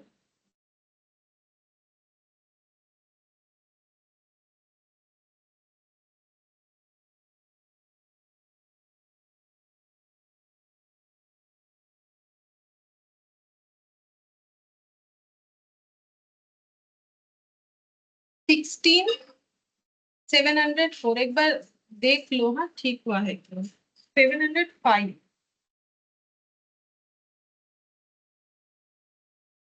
5 होगा फिर 4 होगा।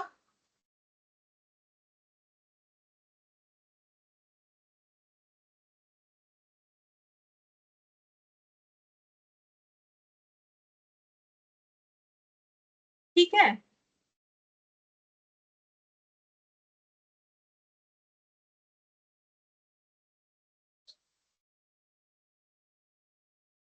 ये आवाज आ रहा है ना मेरा, ठीक हुआ है एडिशन। हेलो, किसी को शायद मेरा आवाज नहीं आ रहा है क्या। है ना। बस ठीक है। नहीं, मुझे लग रहा है कि आवाज नहीं आ रहा है, तो क्योंकि तुम लोग कुछ नहीं बोल रहे ना, तो कभी कभी 704। 4 हो रहा है। Yes ma'am. 4 कैसे हो रहा है बोलो तो।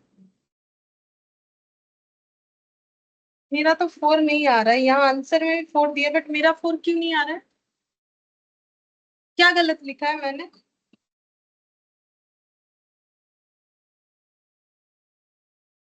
मेरा तो 5 आ जा रहा है, पीछे 5 है ना, 625, तो 4 कैसे होगा, ये तो मुझे भी नहीं समझ में। ठीक से देखो 4 होगा कि 5 होगा। आंसर तो 4 दिया है, बट मुझे भी नहीं दिख रहा है 4 कैसे होगा। Ma'am securities premium. PL, ma'am PL जो है वो वी का 825 है। 8, हाँ वही लिखा है देखो 825। तो ये 5 ही ना बचेगा पीछे, 4 तो नहीं बचेगा।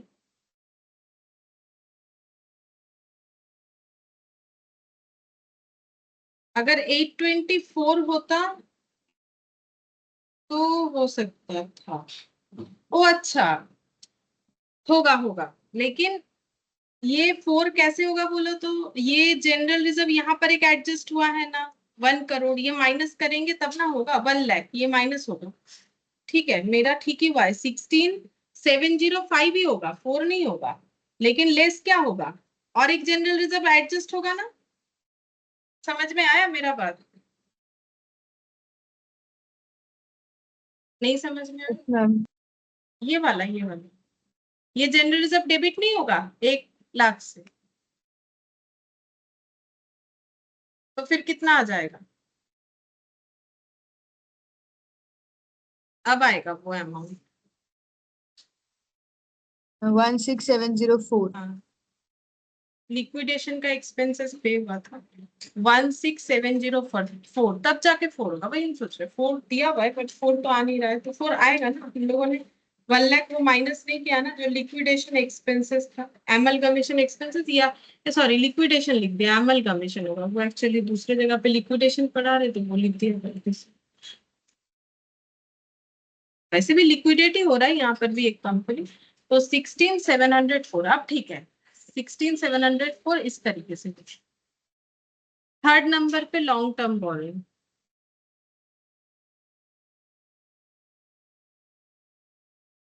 अच्छा, लॉन्ग टर्म बोरोइंग देखते हैं क्या क्या होगा।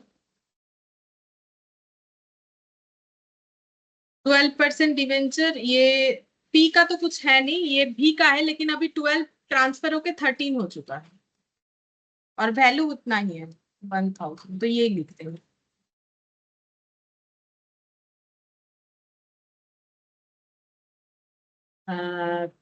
ट्रेड पेबल,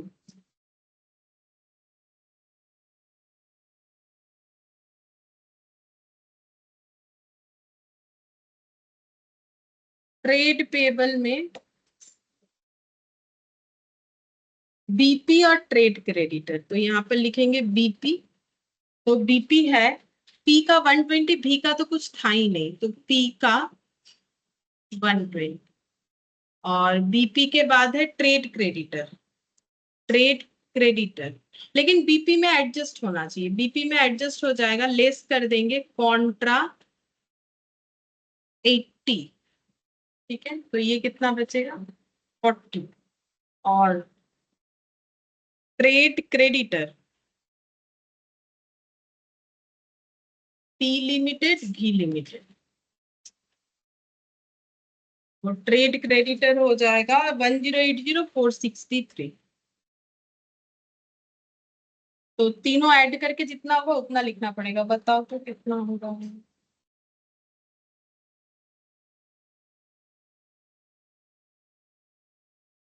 503, 1080 और 500, 1583,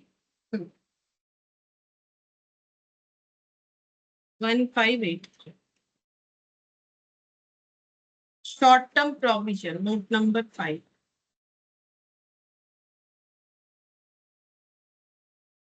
शॉर्ट टर्म प्रोविजन, देखते हैं इसमें क्या था।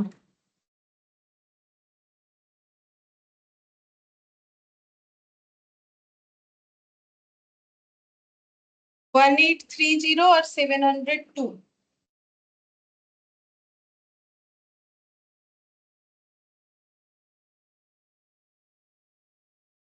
कितना होगा टोटल करने से, 2532, ठीक है, एक बार देख लो, ठीक है मेरे हिसाब से। Yes ma'am. Note number 6,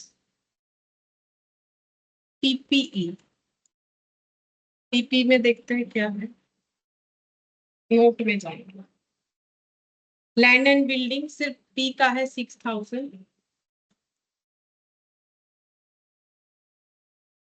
plant machinery 14 और 5, प्लांट एंड मशीनरी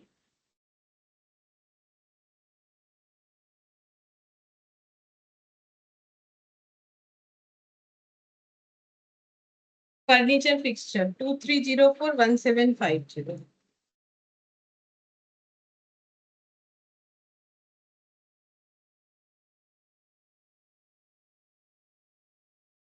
अब ये सब हमें करना पड़ेगा टोटल, हम लोग भी करूँ भी करते, 14,000, 6,000, 20,000, 5,000, 25,000 प्लस 2304 प्लस 1750, 2905, ठीक है।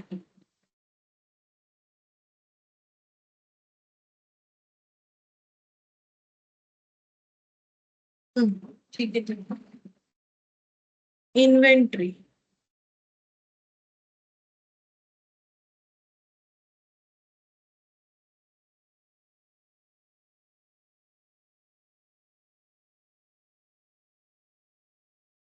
सेवन 8624041,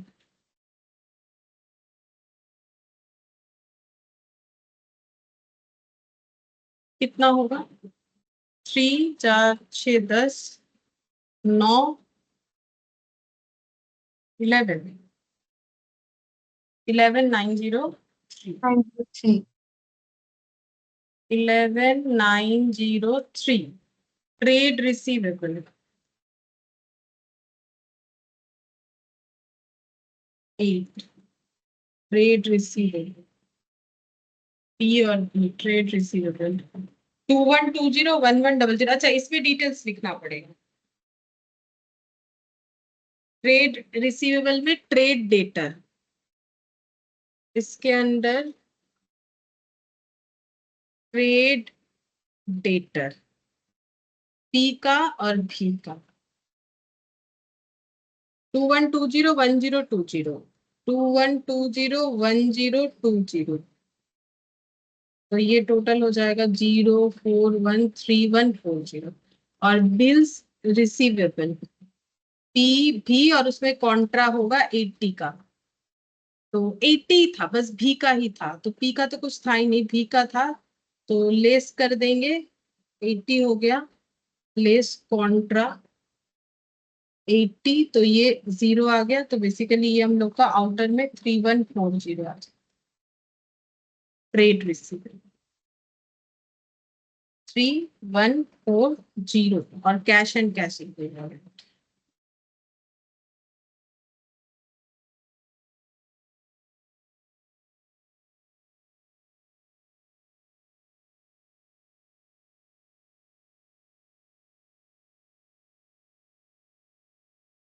1114 और 609 पी 1114 609 कितना हो जाएगा 1723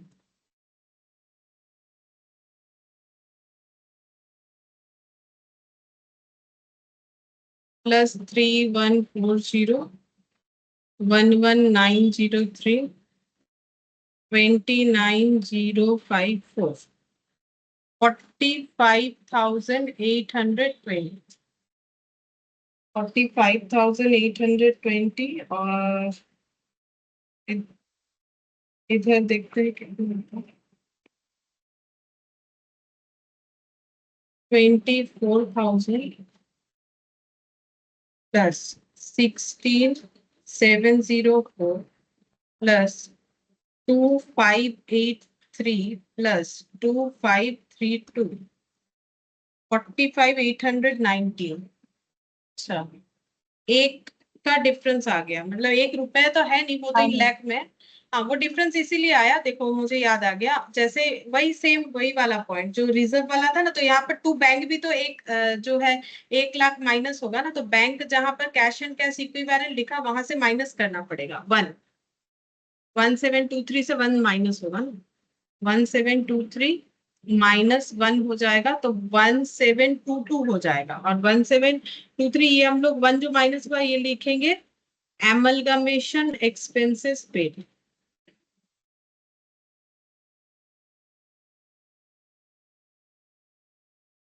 1722 तो जैसे ये 3 से 2 हो जाएगा तो हम लोग का ये मैच हो जाएगा 19 हो जाएगा ये 2 कर देंगे ये 19 1722 45819 45819 हो गया अच्छा इसके बाद 13 वाला तो हम लोग का हो गया था और उसके बाद तो कोई क्वेश्चन शायद नहीं है ना देखो 13 वाला हम लोग का हो गया मैम 14 है इसके बाद 14 है इसके बाद अच्छा 14 भी है चलो ठीक है ये कर लेते हैं तो 7 बाद में कर लेंगे 14 में क्या बोला है the following information from balance sheet of X limited as at 31 March 2001 ये बैलेंस शीट में ये सब डिटेल्स दिया हुआ है बोला क्या है देखते हैं बोल रहा है Y agreed to absorb X limited on the following terms and condition y limited would take over all assets except bank balance and patent at their book value less 10%।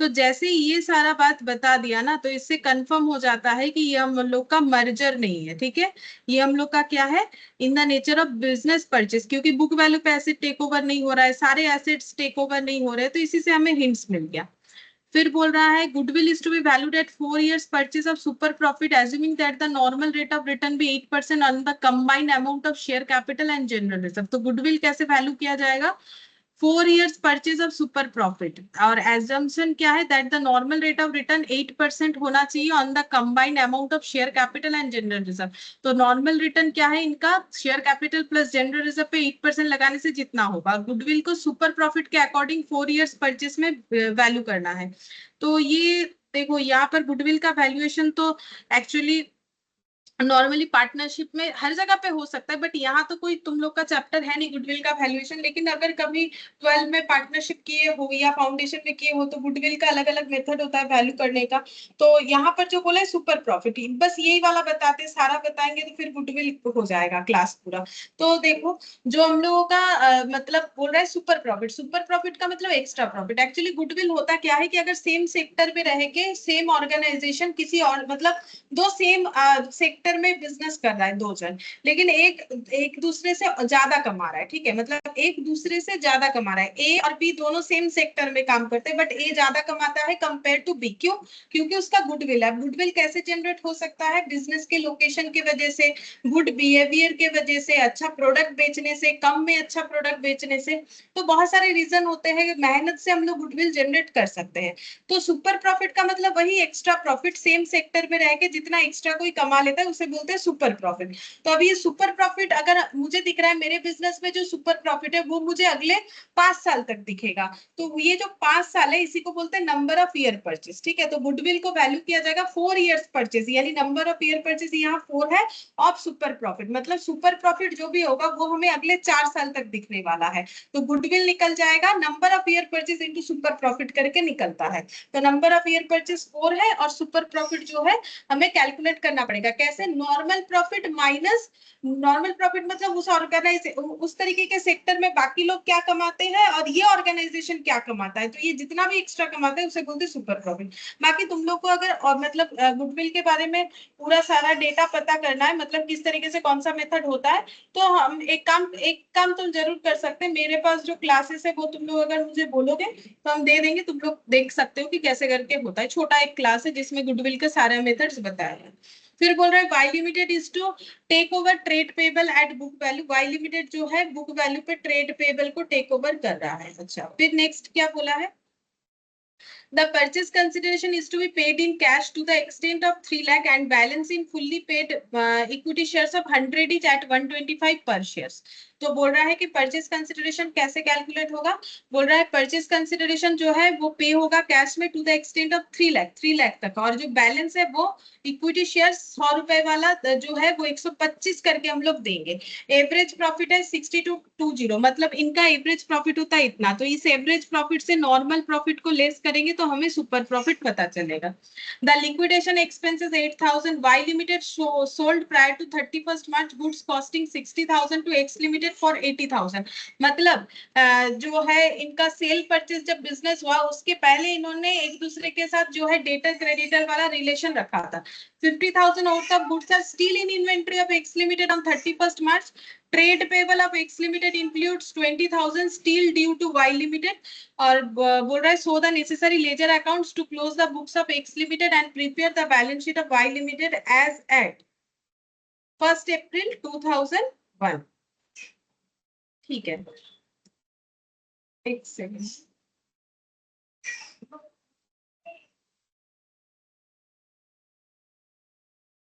एक मिनट रुको।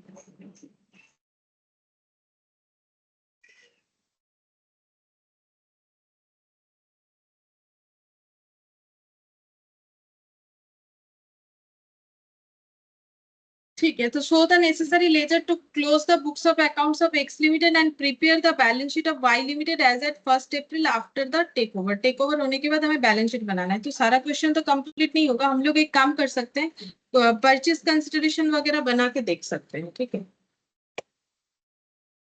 क्वेश्चन तो काफी बड़ा है ना। Question number 14, और goodwill भी calculate कर सकते हैं। तो वर्किंग नोट नंबर 1 में गुडविल कैलकुलेट कर लेते हैं पहले। कैलकुलेशन ऑफ गुडविल कैसे करना है? सुपर प्रॉफिट मेथड में। तो सुपर प्रॉफिट मेथड में कैसे होगा? Super profit into number of year purchase.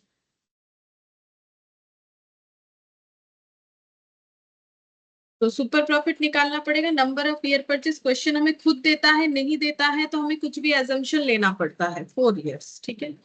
अच्छा, अब सुपर प्रॉफिट कैसे निकालेंगे? सुपर प्रॉफिट निकलता है average profit minus normal profit से।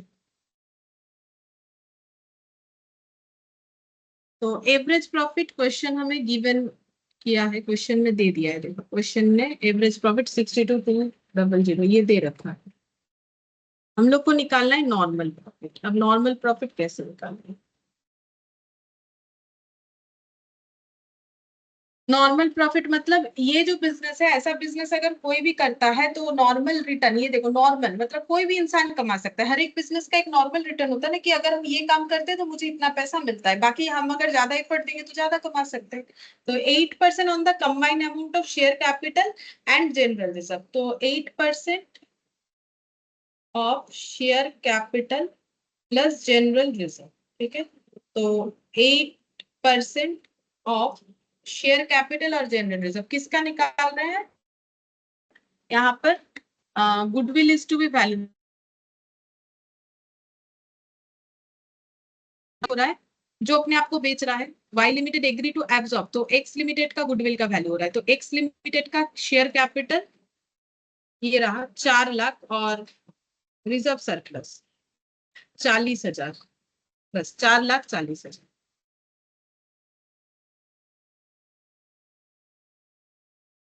तो 4,40,000 इंटू 8% कितना हो जाएगा?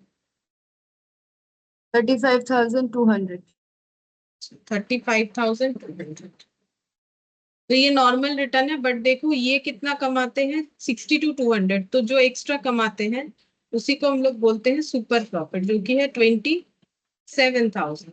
और ये अगर हम लोग 4 साल के लिए देख सकते हैं कि भाई ऐसा हमारा बेनिफिट अगले 4 साल तक हमें मिलेगा, तो उतना ही हमारा गुडविल हो जाएगा 1,08,000। तो ये गुडविल बन गया 1,08,000। तो ये क्वेश्चन जो है ये अभी नया जो बुक बना है ना, उसमें ये वाला क्वेश्चन है नहीं, देख रहा है, इसको हटा दिया।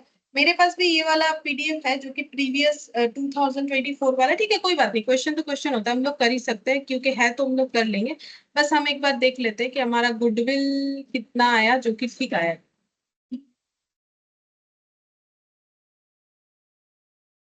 1,08,000, ठीक है, चलो ठीक आ गया है। 1,08,000 गुडविल कैलकुलेट हो गया। अब हम लोग जो है कैलकुलेट करेंगे परचेज कंसिडरेशन। लेकिन ऐसा क्वेश्चन तो आ ही सकता है, ऐसा कोई बात नहीं कि नहीं आ सकता है।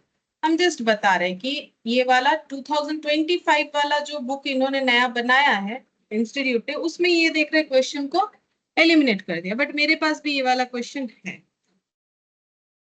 पुराने वाले पीडीएफ। ठीक है, अब हम लोग नेक्स्ट स्टेप लेंगे, पीसी कैलकुलेट करेंगे। चलो पीसी कैलकुलेशन करते हैं। Working note number 2, next.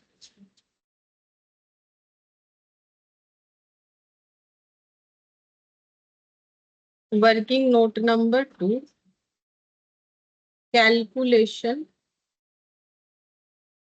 Of PC, ठीक है। तो यहाँ पर एक प्रॉब्लम है पीसी में, क्या है कि हमें बोला है कंसिडरेशन कैश में पे होगा to the extent of 3 lakh. 3 lakh तक कैश होगा और बैलेंस हो जाएगा fully paid equity share of 100 is at 125। लेकिन बैलेंस कितना होगा वो पता करने के लिए मुझे टोटल पीसी चाहिए। तो इसका मतलब मुझे पेमेंट टू और पेमेंट इन करके नहीं कैलकुलेट कर सकते हैं, क्योंकि कितना देना है, 3 लाख कैश देना है वो पता है, अगर कैश का बोले। कितना शेयर्स देना है वो भी नहीं पता, ठीक है। किनको देना है वो पता है, लेकिन कितना देना है वो नहीं पता। रेशियो, स्वैप रेशियो वगैरह नहीं पता। तो हम लोग क्या करेंगे, नेट पेमेंट मेथड से इसे कर लेंगे। तो हम लोग अप्लाई करेंगे नेट पेमेंट मेथड। तो नेट पेमेंट मेथड में क्या करना है, सारे एसेट्स टेक ओवर वैल्यू में माइनस सारे लाइबिलिटीज करने हैं। तो एक्स लिमिटेड का सारा एसेट्स देखना है। एसेट्स में कैपिटल, ये डिवेंचर आ जाएगा, लोन, ट्रेड पेबल मतलब वो लाइबिलिटी में आएगा। हम एसेट देख रहे हैं, बिल्डिंग 1,70,000, क्या बिल्डिंग टेक ओवर हो रहा है? Y limited took over all asset except bank balance, ठीक है। बैंक बैलेंस के अलावा सारा लेगा। पेटेंट को कम वैल्यू में लेगा। गुडविल का वैल्यू अभी भी हम लोगों ने डिसाइड किया, तो चलो सबसे पहले गुडविल ही लिख लेते हैं। गुडविल हम लोग का कितना आया, 1,08,000। ये आ गया वर्किंग नोट नंबर 1 से, ठीक है। और एसेट्स देखते हैं, एसेट्स में है बिल्डिंग था, यहाँ पर बिल्डिंग 1,70,000,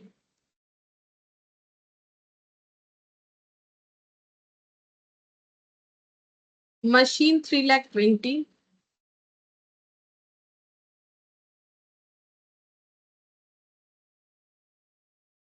इन्वेंट्री 1,10,000,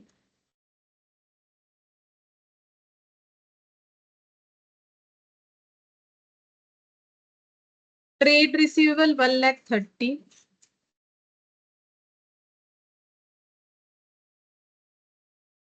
बैंक तो टेक ओवर नहीं होगा, पेटेंट होगा लेकिन 10% कम वैल्यू पे, तो 65,000 का 10% कम पड़ेगा।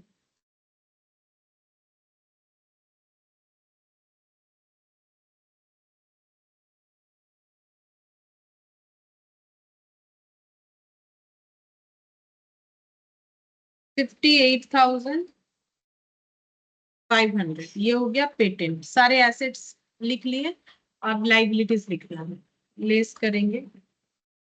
लाइबिलिटीज में कुछ बोला है क्या टेक ओवर होगा? ट्रेड पेबल बुक वैल्यू पे टेक ओवर होगा, ये बताया। लिक्विडेशन एक्सपेंसेस, अच्छा ये बस, ये तो हमारा कॉन्ट्रा बता रखा है, ठीक है। लाइबिलिटी में हम लोग, ये मर्जर मेथड नहीं है, परचेस मेथड है। 10% डिवेंचर 2 लाख।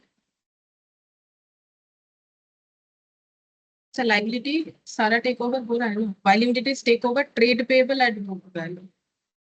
ट्रेड पेबल 1,60,000 पे,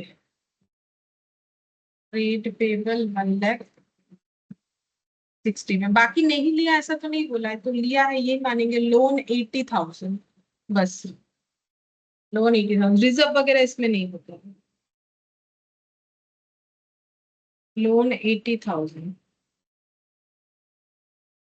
बस, और तो कुछ है नहीं। तो देखते हैं कितना आता है।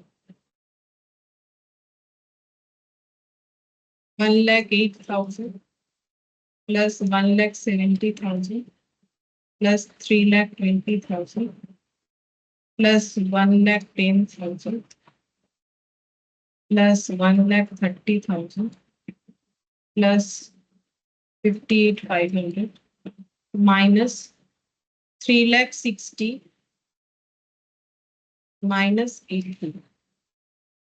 तो टोटल पीसी तो मेरा इतना आ रहा है, 4,56,500 पीसी, ठीक है।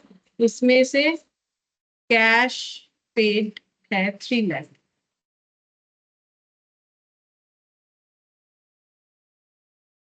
तो फिर बचा 1,56,500, ये हो जाएगा पेबल इन शेयर्स, ठीक है। यहाँ पर वही purchase consideration is to be paid in cash extent of 3 lakh and balance in fully paid of equity shares, तो ये जो है बैलेंस इन इक्विटी शेयर, तो 1,56,500 का इक्विटी शेयर्स होगा, तो नंबर ऑफ इक्विटी शेयर्स कितना हो जाएगा? 1,56,500, इतना शेयर्स पे होगा। एक एक शेयर्स 125 रुपए करते हैं, तो देखते हैं कितना होगा। 125, ठीक है। अब एक बार चेक कर लेते हैं कि पीसी 4,56,500 है।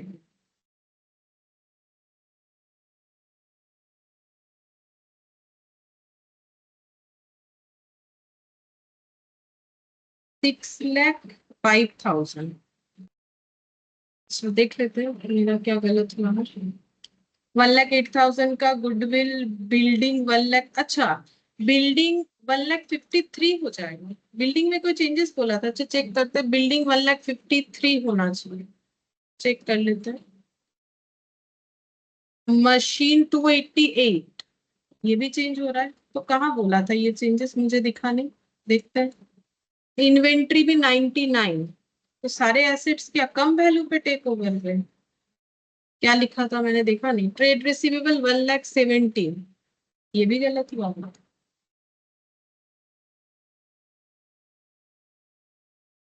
पेटेंट, ये क्या कोई दूसरा वाला गया? पेटेंट तो इन्होंने लिया ही नहीं है।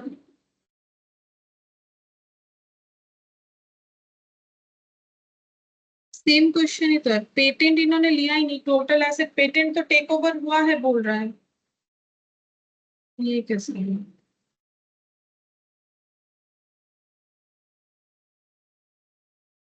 मैम क्वेश्चन में बोला है except bank balance and patent. ओ except bank balance and patent बोला, यस मैम। मैंने तो पेटेंट ही ले लिया। ओ except bank balance and patent सभी 10% कम में लिया जाएगा, अच्छा अच्छा।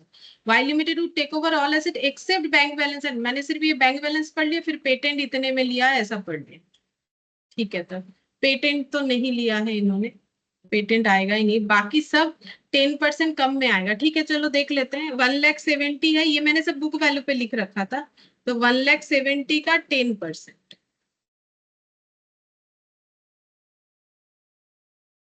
1,53,000। ठीक है, तो ये लिख लेते हैं 1,53,000। 3,20,000 का 10%,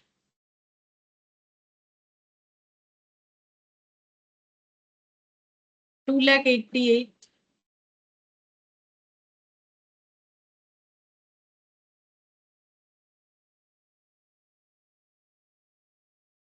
1,10,000 का 10%,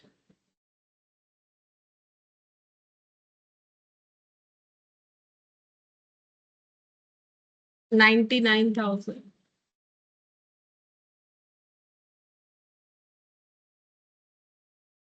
और 1,30,000 का 10%,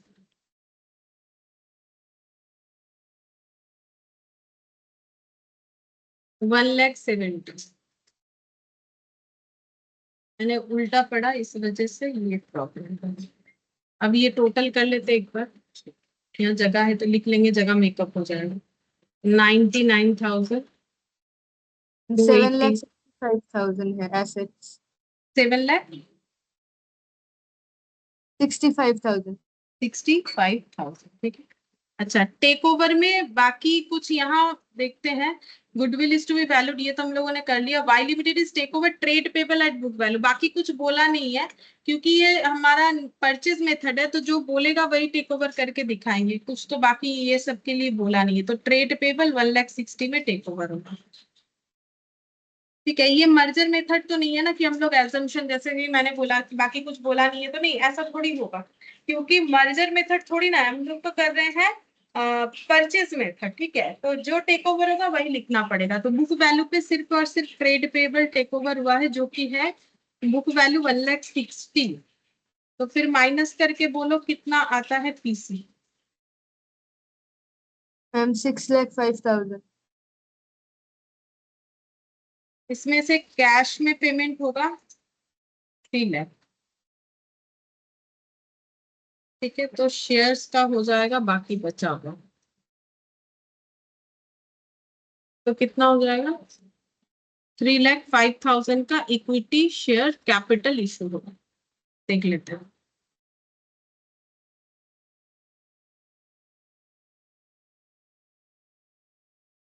$6,05,000 का हम लोगों का आ गया नेट। ठीक है, 3,00,000 to be paid in cash, और रिमेनिंग 3,05,000 का शेयर्स होगा, 125 से डिवाइड होगा, जैसे पहले भी मैंने किया था। Number of shares, number of shares कितना आ जाएगा?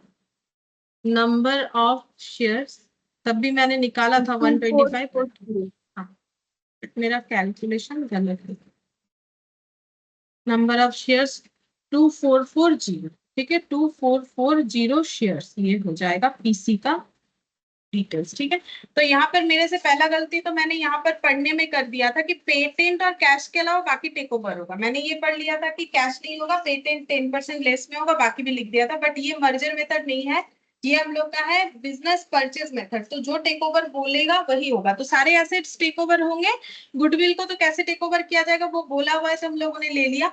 सारे एसेट्स टेक ओवर होंगे including after valuation of goodwill, except patent और कैश, और लाइबिलिटी में सिर्फ और सिर्फ ट्रेड पेबल टेक ओवर होगा। तो ये हम लोग का हो गया। और ये अनरियलाइज प्रॉफिट का कैलकुलेशन करके दिखाया है, जो कि अभी तो पॉसिबल नहीं होगा, लेकिन हम लोगों ने 2 कैलकुलेशन तो करके रख लिया है। ठीक है, अब इसका जो है हम लोग का क्वेश्चन काफी बड़ा है, इसमें हमें जो बुक्स ऑफ अकाउंट्स बंद हो रहा है उसका मतलब जो कंपनी बंद हो रही है उसका लेजर बना के दिखाना है, मतलब रियलाइजेशन अकाउंट वगैरह, और यहाँ पर हमें बैलेंस शीट भी बना के दिखाना है। ठीक है, ये हम लोग नेक्स्ट क्लास में ये वाला, और एक कौन सा इलास्ट्रेशन बाकी रह गया है?